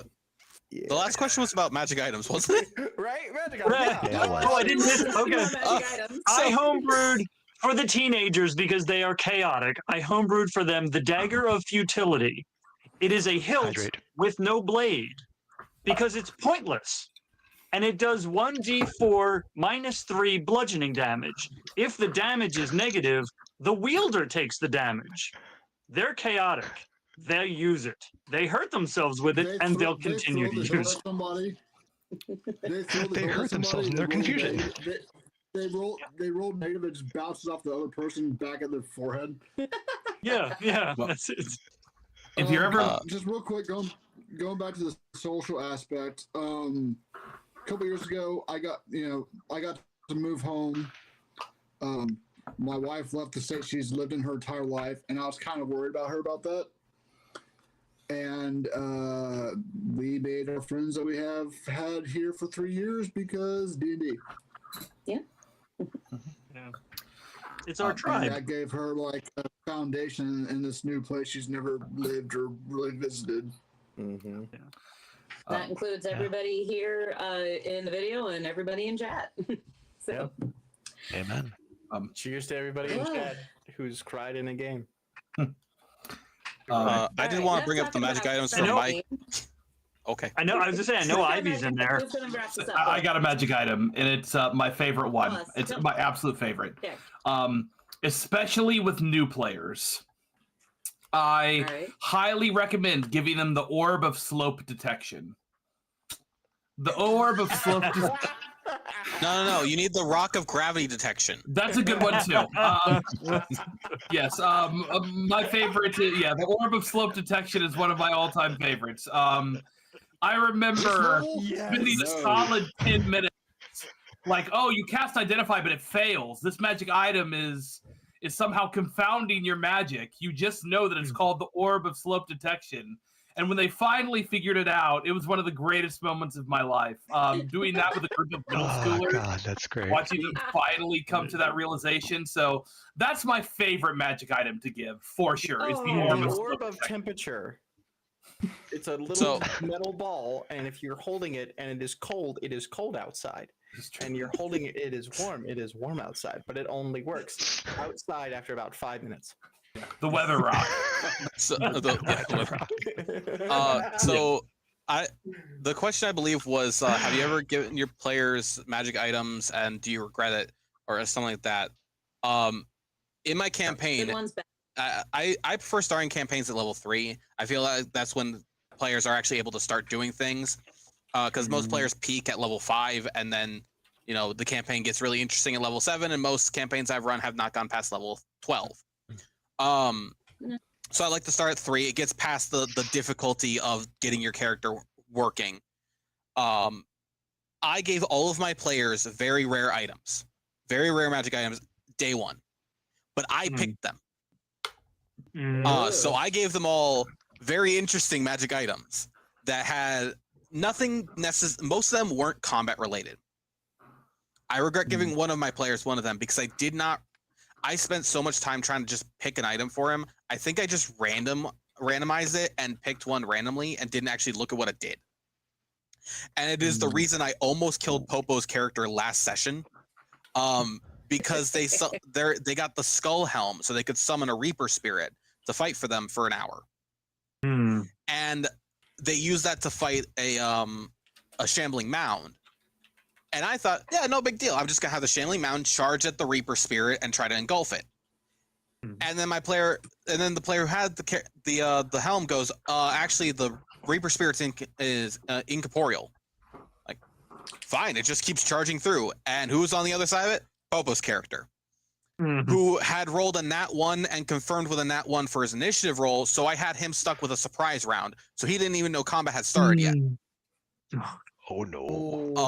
So I do regret giving my player that item. However, there's a homebrew item I put into every one of my campaigns that I'm gonna have a video up soon for, that I absolutely love. Is my favorite one is the Dagger of Potential. It is a crooked dagger. The handle feels off and loose. The tang isn't sitting correctly. There's no pommel, and it is the Nanny McPhee of daggers. Every crit with it, the damage you deal is 1d4, no strength modifier or dex modifier increase to it. The damage does not go up with your strength or dex modifier. However, every crit you do fixes the dagger a tiny bit and adds +1 damage permanently. So the more you use it, because you have to use a weak weapon first, the more you use it, eventually you might get 1d4 plus 100 damage with this dagger. Are you having it do the reverse for nat 1s? I am. It loses. Originally, the original concept for the item before I was doing confirm crits was on a nat 1 it reset its progress altogether. And now it's just a seesaw of plus or minus. Is it an attuned weapon? No. So I can see a cheese strat that I would totally use on that as a player. For instance, hey, I want to use this weapon and it's got this. I'm going to hand it off to the person that has weapon mastery with this weapon and crits on 19s. Yeah, you could do that. Absolutely. And it will retain its bonus. Yeah. I think me and Dustin had played around with the idea of is it a Morning Star that has like the ball on the chain? Yeah. Where you would swing it and every time you hit, you get to roll again. And if you hit again, you get to roll again. And if you hit again, and maybe there's a cumulative knockback to it, but essentially you're swinging it. And so essentially when you attack, the number of times that you hit the AC is the number of times it swings around and hits again. And but I think the idea was that it like each roll has a cumulative negative to it. So you roll the first one and then the AC goes up by 1 and then the AC goes up by 1. But if you hit 3 times in a row, then you get 3 hits. You start talking about that, and Autumn goes, "Oh, this got interesting real fast." No, we're not making a panel that does that. No. Instead, you're making what we're talking about. Where do I donate for this panel? I can't open up the questionnaire thing because it will slow down my computer. He already can has I add to the list our opinions on cursed magic items later? Oh, there's so much fun. Maybe I can't open up the question thing because my computer's already slow as it is. How many times use your phone. Go, yeah, that weapon right there. You can sense the magic from it. Yeah, I go ahead and pick it up. Use your phone to pull up the question thing. How many times you do that, Dustin? All of them. All of the times. I have a magic item. Oh. Hey, rated R. Rated R. No, well, maybe. I have a magic item that I made specifically for a player. He made a character that is a wannabe adventurer and not very good at it. He wants to be a hero, and instead he is a bumbling buffoon. I made for him a halberd with a battle standard attached to it. It is a normal magical +1 weapon. Bog standard, everyone else in the campaign already has something that is better than that. However, I have given it an out-of-combat function. If he uses it on someone's behalf as an NPC, a town, whatever, and they see him do it, he gets advantage on charisma rolls when he's talking to them. It is literally he'll go and stab the goblin that's attacking the merchant, and then he'll stand on top of the corpse, and the wind will blow his hair back, and the standard will blow out. It's just like, never fear, citizen. And usually he'll still say something stupid, but he'll get a better roll for it. It's worth noting his charisma stat is his dump stat, so he needs it. Wow. Wow. That's Well, I funny. love that. I remember I'm you being telling me attacked in my about own that before, comments. and that was hilarious. To wrap up this conversation and move on to our next question, I had Autumn pick a number between 1 and 66 because I have the new deck of many things, and she got the staff. Autumn, the staff No, is you're not very beating me with a appropriate. staff either. Now, Dustin, you Yes. a Dustin, they're rare not going to beat you or with it. They're going to do rarer something else. magic rod, staff, or wand appears in your hands. The DM chooses the item. So we're gonna have a Cricket bat. conversation later. It's the staff of cake beating. It's the cookie. Wait. It's the cooking spoon of beating. Wait, you say a It's the cake rare cutter. magic staff That's the item? cake cutter. It's the cake cutter. Yeah. All right. If we're Well, going food next themes, question. Let's see. All right. So since we are approaching 11 o'clock in about 20 minutes, I think that we should revisit an oldie but a goodie because we have some new people here today.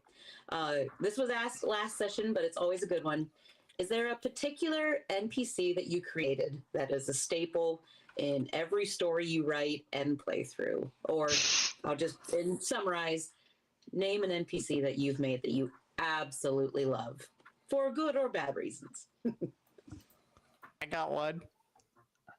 As do Yeah. I.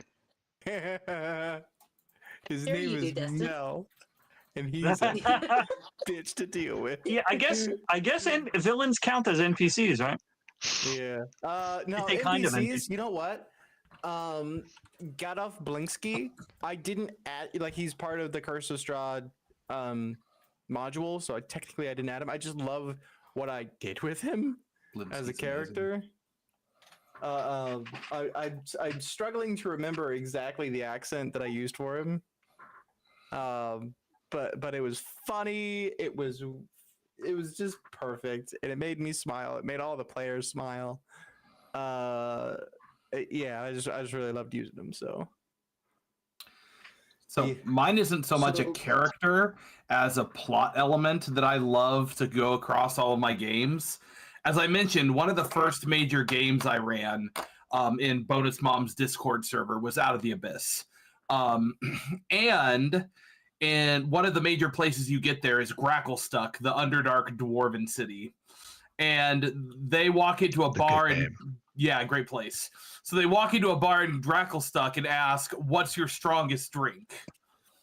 Which is not a thing I recommend, actually. So they pull out this teeny glass vial, they pull out a thimble, and then they fill it half full, and then hand him a shot and charge him 6 gold. We have referred to this as Underdark Everclear, and it shows up in every campaign I run now. Whenever they go to the bar and someone will inevitably ask, "What's the strongest thing you got?" They'll be like, "Yeah," and then they have to go out, dive under, pull out the teeny glass vial, and they make a con save at disadvantage.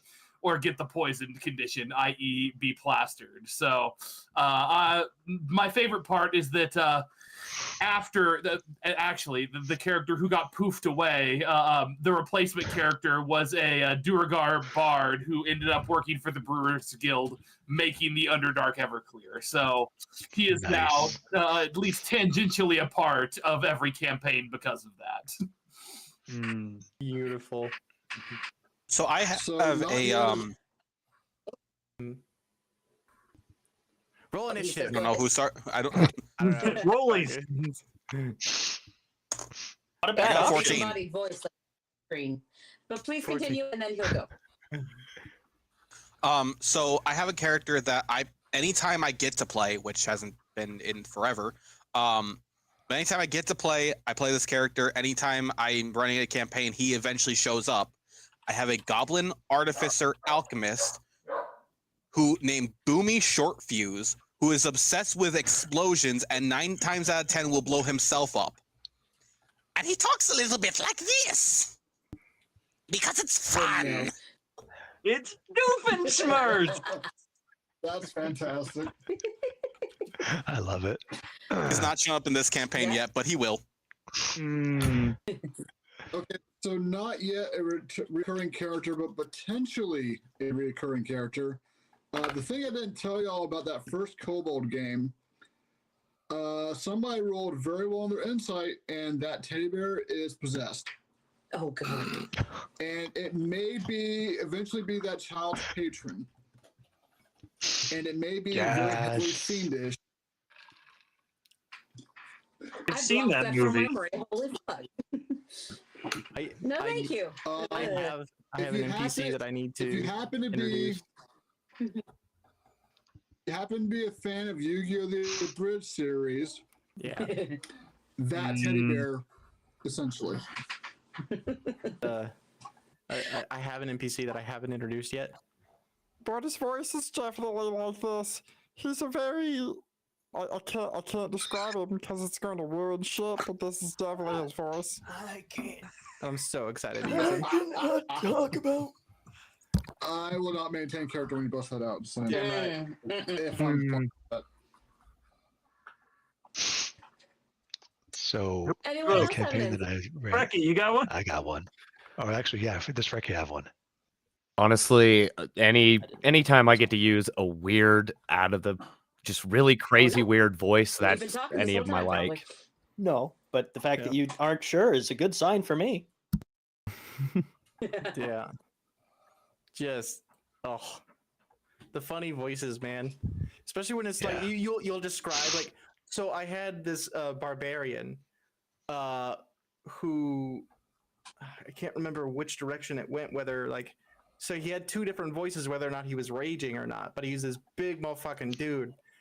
When he raged, his voice was deep and powerful.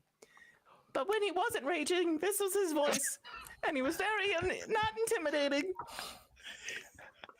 I Wow. love it. So Escanor? Kinda. Yeah.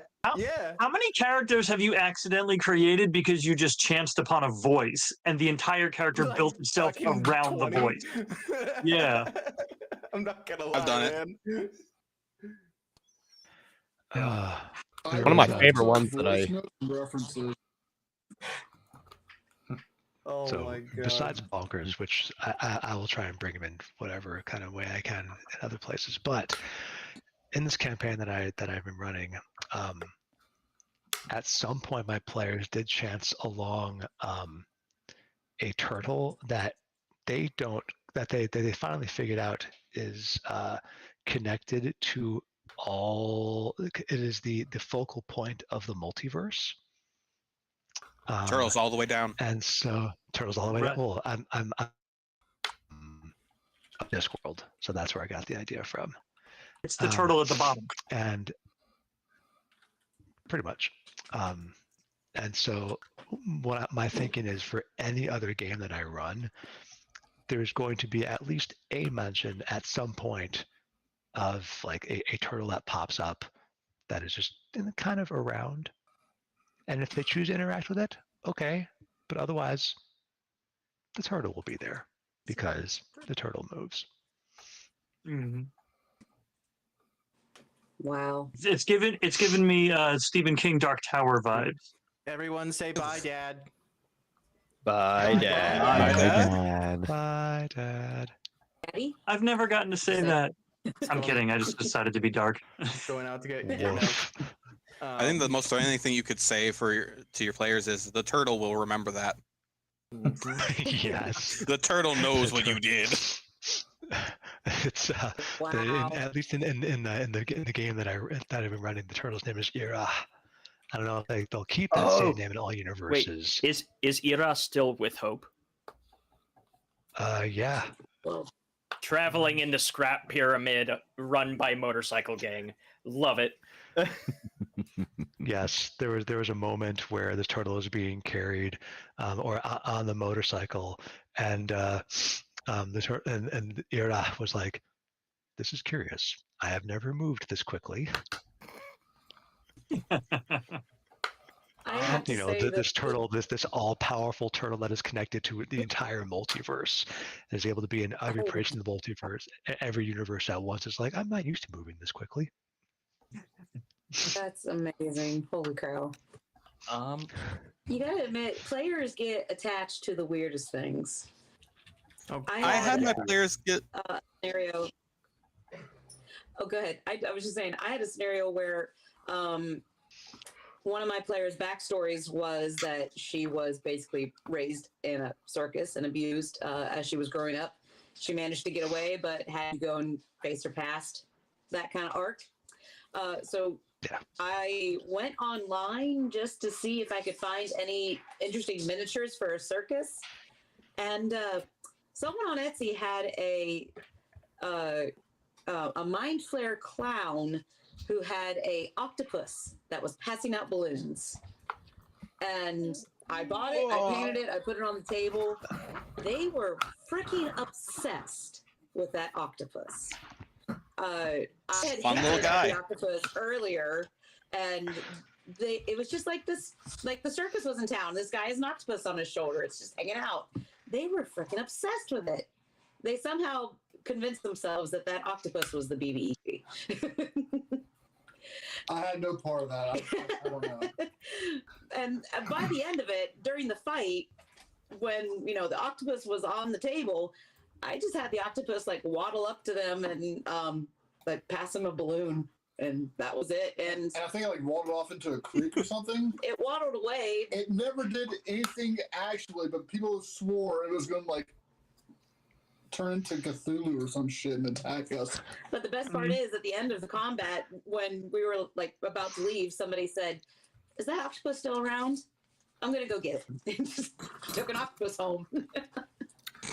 The Players will attach to random things. well, doesn't really surprise me that they got attached to this, but I know my favorite canon NPC in all of the modules, and it comes from Icewind Dale, and it's 3 kobolds in a trench coat, and it's Yes. canon. I love them dearly.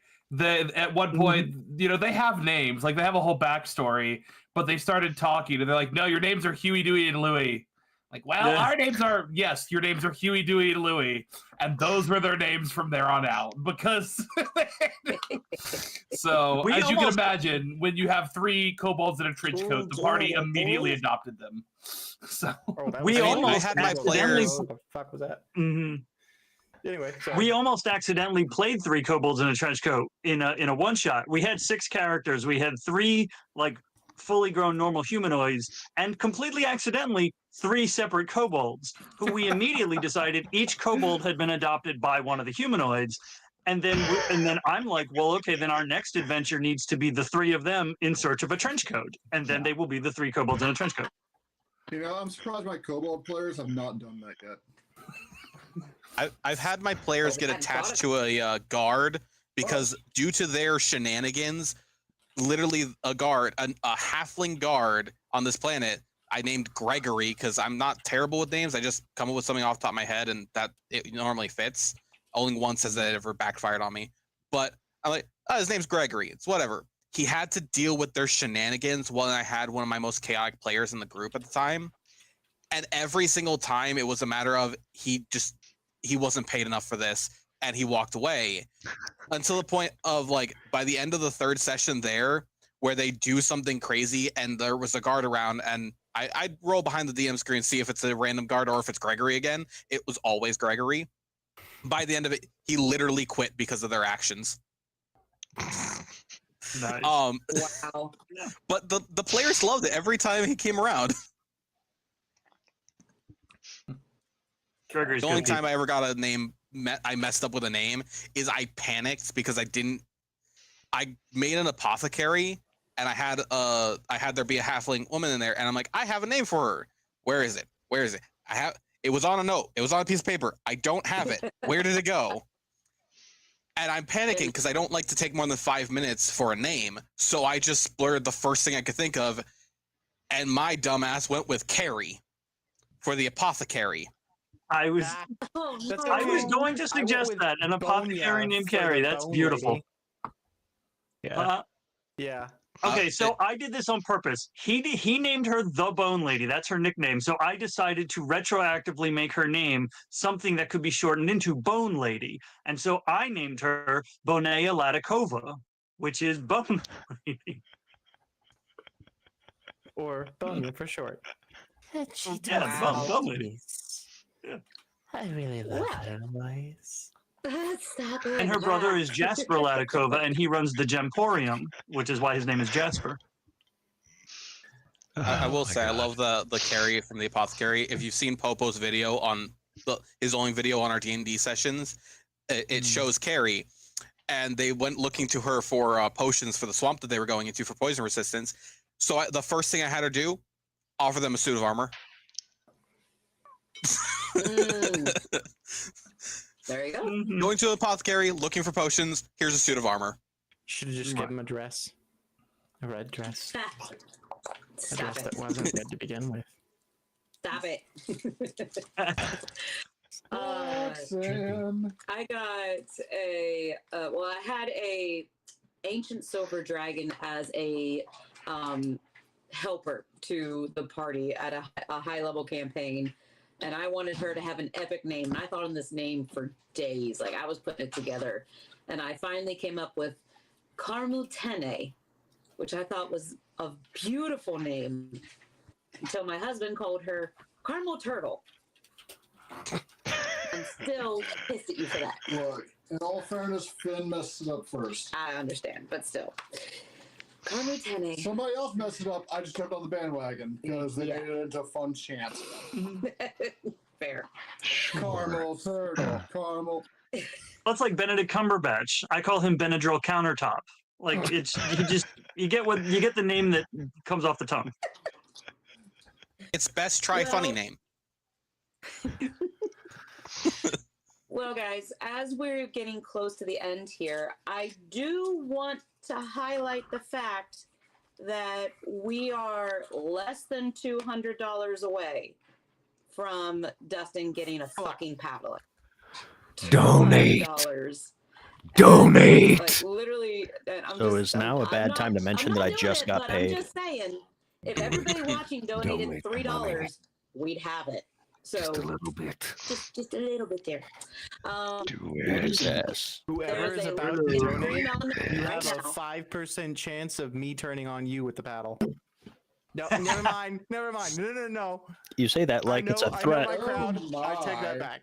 I was just gonna Oh. say. Fucking Is do that a it. threat or a Well, now I'm promise? not I mean, gonna come on. donate. Yeah. Yeah. Every one of them are like, fucking really? Tannis, I Yeah. want you. Donate by I using the want you link to do in it. I want chat you. right now. Listen, It's right in Scroll Stream down. Elements. And I need Just ya. go to streamelements.com/TannisJr93/tip.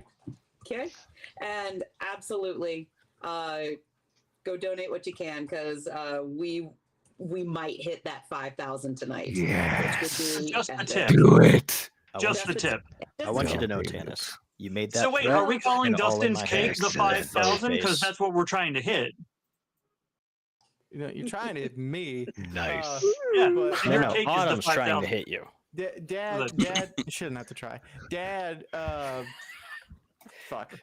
The said AC he to would hit him for her is give one. $100 towards it. So technically, No, that we still only need implies that she can $100 miss. more.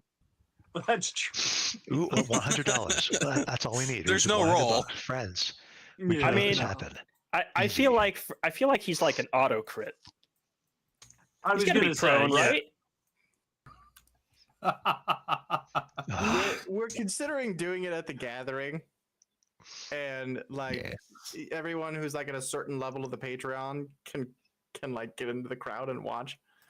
And anyone who like Watch. donated $1,000 or more can watch from the other end. Wait, wait. It's happening at the gathering? That's what we're considering. Yeah.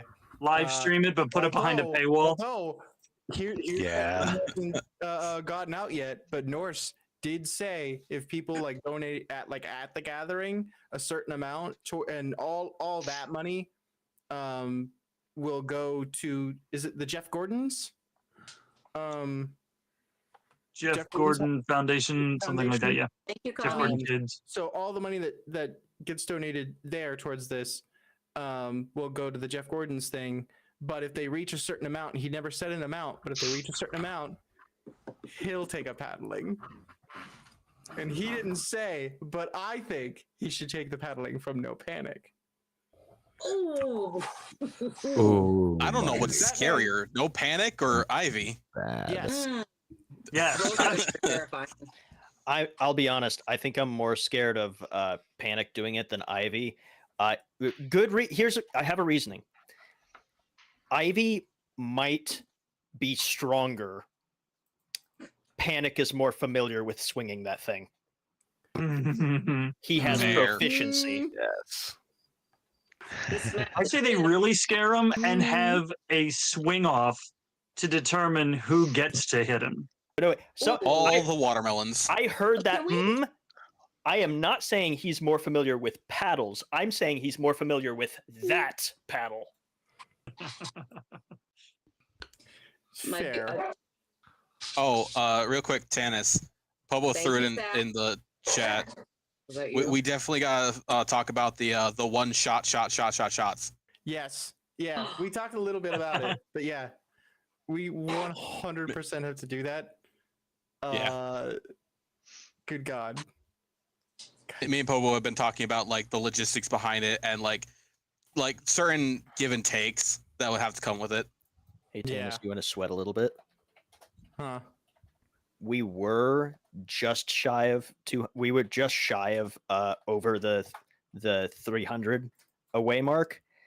We're already about 25 away from the 200 mark. Oh, What did okay. I do to all of you? Like I know. You're I the know. DM. You I know like what that. you did. I know. I was gonna but say- what did I do to all of you? Are you going to make You me know you say it did. again?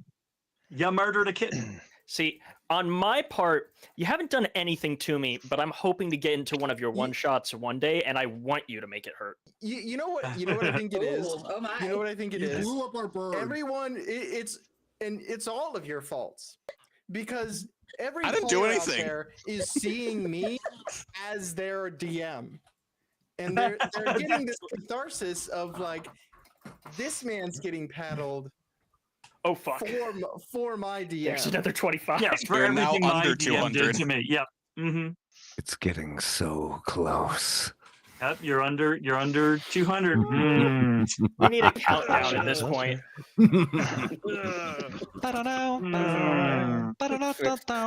It's not a countdown to cake splitting. It's a countdown to Tanis's destruction.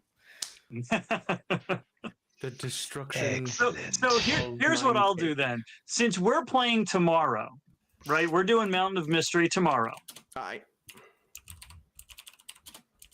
Since we're only 200 away, up to $100, I will match any donations dollar for dollar, up to 100, during the Mountain of Mystery tomorrow.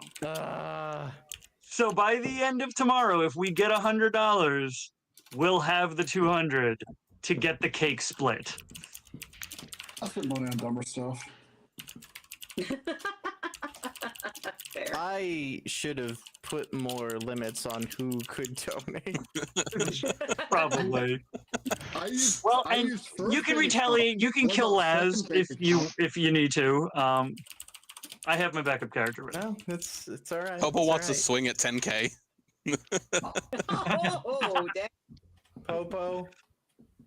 Now, when he says can that, swing is he at me any swinging or day, is he baby. receiving? Anyway, Well, that's he said right. specifically to He take a said- swing at him. He said just take a swing. Takes a swing at him. He didn't specify who him is. So, Freki, you buckle up, Buttercup. All right, tag me in. Thanks, everybody. It is Tag me in, 11 coach. o'clock. I want to wrap this up and just say thank you, everybody, for coming. Thank you to chat. Thank you to anybody who's donated, because this is going to be amazing and fun in July. I do want to say that we will be doing another DM chat next Friday. It is penciled in the schedule. Again, 9 p.m. Eastern. I do plan to make that one themed around homebrew and world building. So this will be interesting. We'll see who's available, who can be there. Yeah. But Homebrew, you say? Right?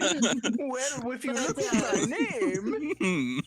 If we could just real quick go through and remind everybody where we can find you. I can start us off once again. My name is Nerdy Teacher. You can find me on TikTok. I also have an Etsy called Oh Crick, where I make wonderful stickers that And t-shirts. I give away to people like Rusty for being on stream or being on our stream. So many. We also have Zach off screen here. He and I, with Cap, will be playing with Dustin tomorrow for Mountain Mystery. Wow, my brain just totally left me for a second. You can find me at Nuri's house eating her food. He loves to say Yeah. it. That's right. Playing with her dogs. But Cap, I am mostly on TikTok, currently called Captivation. Like I said, we'll see how that goes in May. I can also be found on OnlyFans, and that's still a joke, kind of. For now. Allegedly. For now, it's still a joke, right? Right? But Yeah, I'm over on TikTok. Popo says if we hit the $10,000 goal, he'll come to the gathering, take a swing at me, and then Tank can take a swing at him. Ha ha! Okay, we need to, I want to meet that. I want to meet him. Can we get that 10K, please? Yes. Yay. Please, for Ouch. Mm. Well then, we're gonna need to do Sorry. some more streams, guys. Anyway, thank you, Cap. Freki. Yeah. Again, I'm TheFrekiWolf. You can find me on TikTok. I just do stupid videos, make stupid voices. That's pretty much it. But that's I mean, it. isn't that all D&D is, right? Yeah, it's Good true. gig. How about Homebrew Himbo? So, Homebrew Himbo, you can find me over on TikTok primarily. You can also find my business, Refined Chaos, on TikTok as well, Instagram, and I now have a shop page finally up as refinedchaos.shop. And I make like the dice. name. Oh, wait, Homebrew Himbo makes dice. Oh, we need to have a conversation. All right. We have an ad break coming. Currently. 10 seconds. Yeah. Okay. You can find me on TikTok for now until TikTok collapses under the weight of its own existence. Everywhere. Which is supposed to be tomorrow. Yeah. Oh, Yeah. yay. Yeah, Biden's supposed to sign fun. something that limit his TikTok Homebrew in the Himbo, US. one more time in case the ad blocked it. What's the name of your site? So you can find me, Homebrew Himbo, on TikTok. You can also find my my business page of Refined Chaos on TikTok, Instagram, and even its own shop, refinedchaos.shop. And I make resin dice, custom made. Okay. And Doc Roberts?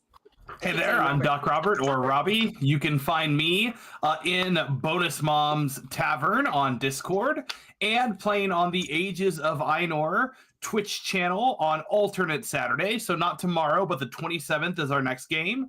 Playing Baldur's Gate Descent into Avernus. So if you want to see all the fun Baldur's Gate 3 references I'm throwing in there, come check out stream. Nice.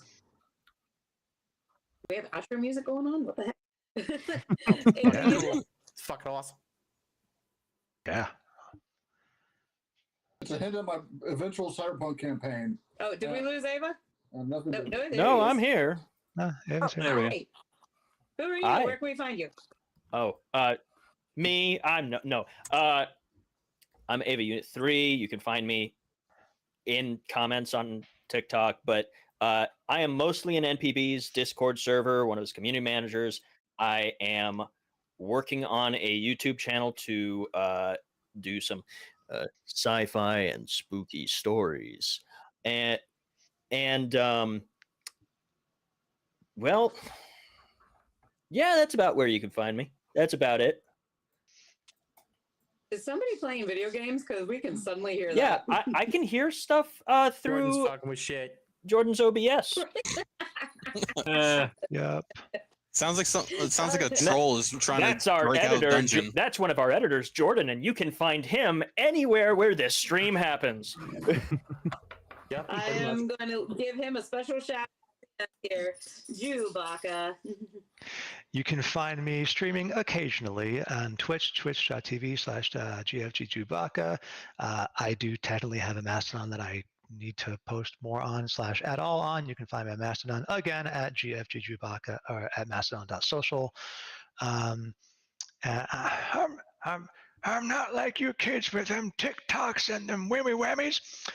So yeah, I don't know if I'll ever get a TikTok at some point, but to be fair, as we already mentioned, TikTok might die in the US thanks to legislation. So if you hop on my Twitch page, you will also find a link to a Discord I co-administrate with Butt Slurpee. The Discord is GFG, and you can find that. That's why I've got that on my handle. If you want to learn more about the community, you can check it out there. Pretty fun gaming Discord community. Awesome. Did you say Butt Slurpee? That Butt is Slurpee is the handle that he goes by. close friend of ours, Respect. and his He's profile like, "I pic did is in fact." exactly what you think it is. Respect. Wow. Dustin. Hi, Tanis, Junior 93, everywhere, all the places. Okay, good.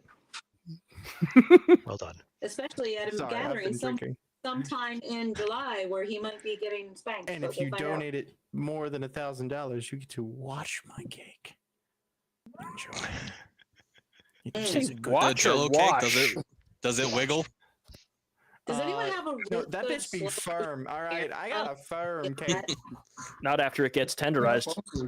It's gonna turn into a pound cake. Oh, yeah, practice that. Professional. I'll see if Tony could do it. But again, some of us will be back tomorrow for a game 9 p.m. Eastern. Dustin will be the DM for I keep wanting to say Wild Mountain. Did it Mountain of Mystery? But I will remember this. you will remember this. I remember how many times I you do want to donated. give Jordan a shout out, our wonderful moderator who's been putting up with me all week, not knowing what the hell I'm doing. And as you can see, invited a lot of people. And I'm very happy that you're all here, but I gave Hey, Jordan a Jordan made headache it work. because of that. Yes, Jordan We is amazing, survived. and, Jordan is he amazing needs a raise. and loves us and Yes. doesn't hate us at all. Hi, Jordan. No, But, no one died. Everything's fine. Oh no. Mm. Mm. Yeah, Thank you, there's Jordan. cool. Thank you, I have everybody. access to some of There them. should be a program out here at some point called DM Your DM. DM your DM. That's an interesting I idea. mean, isn't that what Autumn's gonna do to me? Anyway, have a great night. Oops, all I DMs. already did it. Next time. Bye. Bye.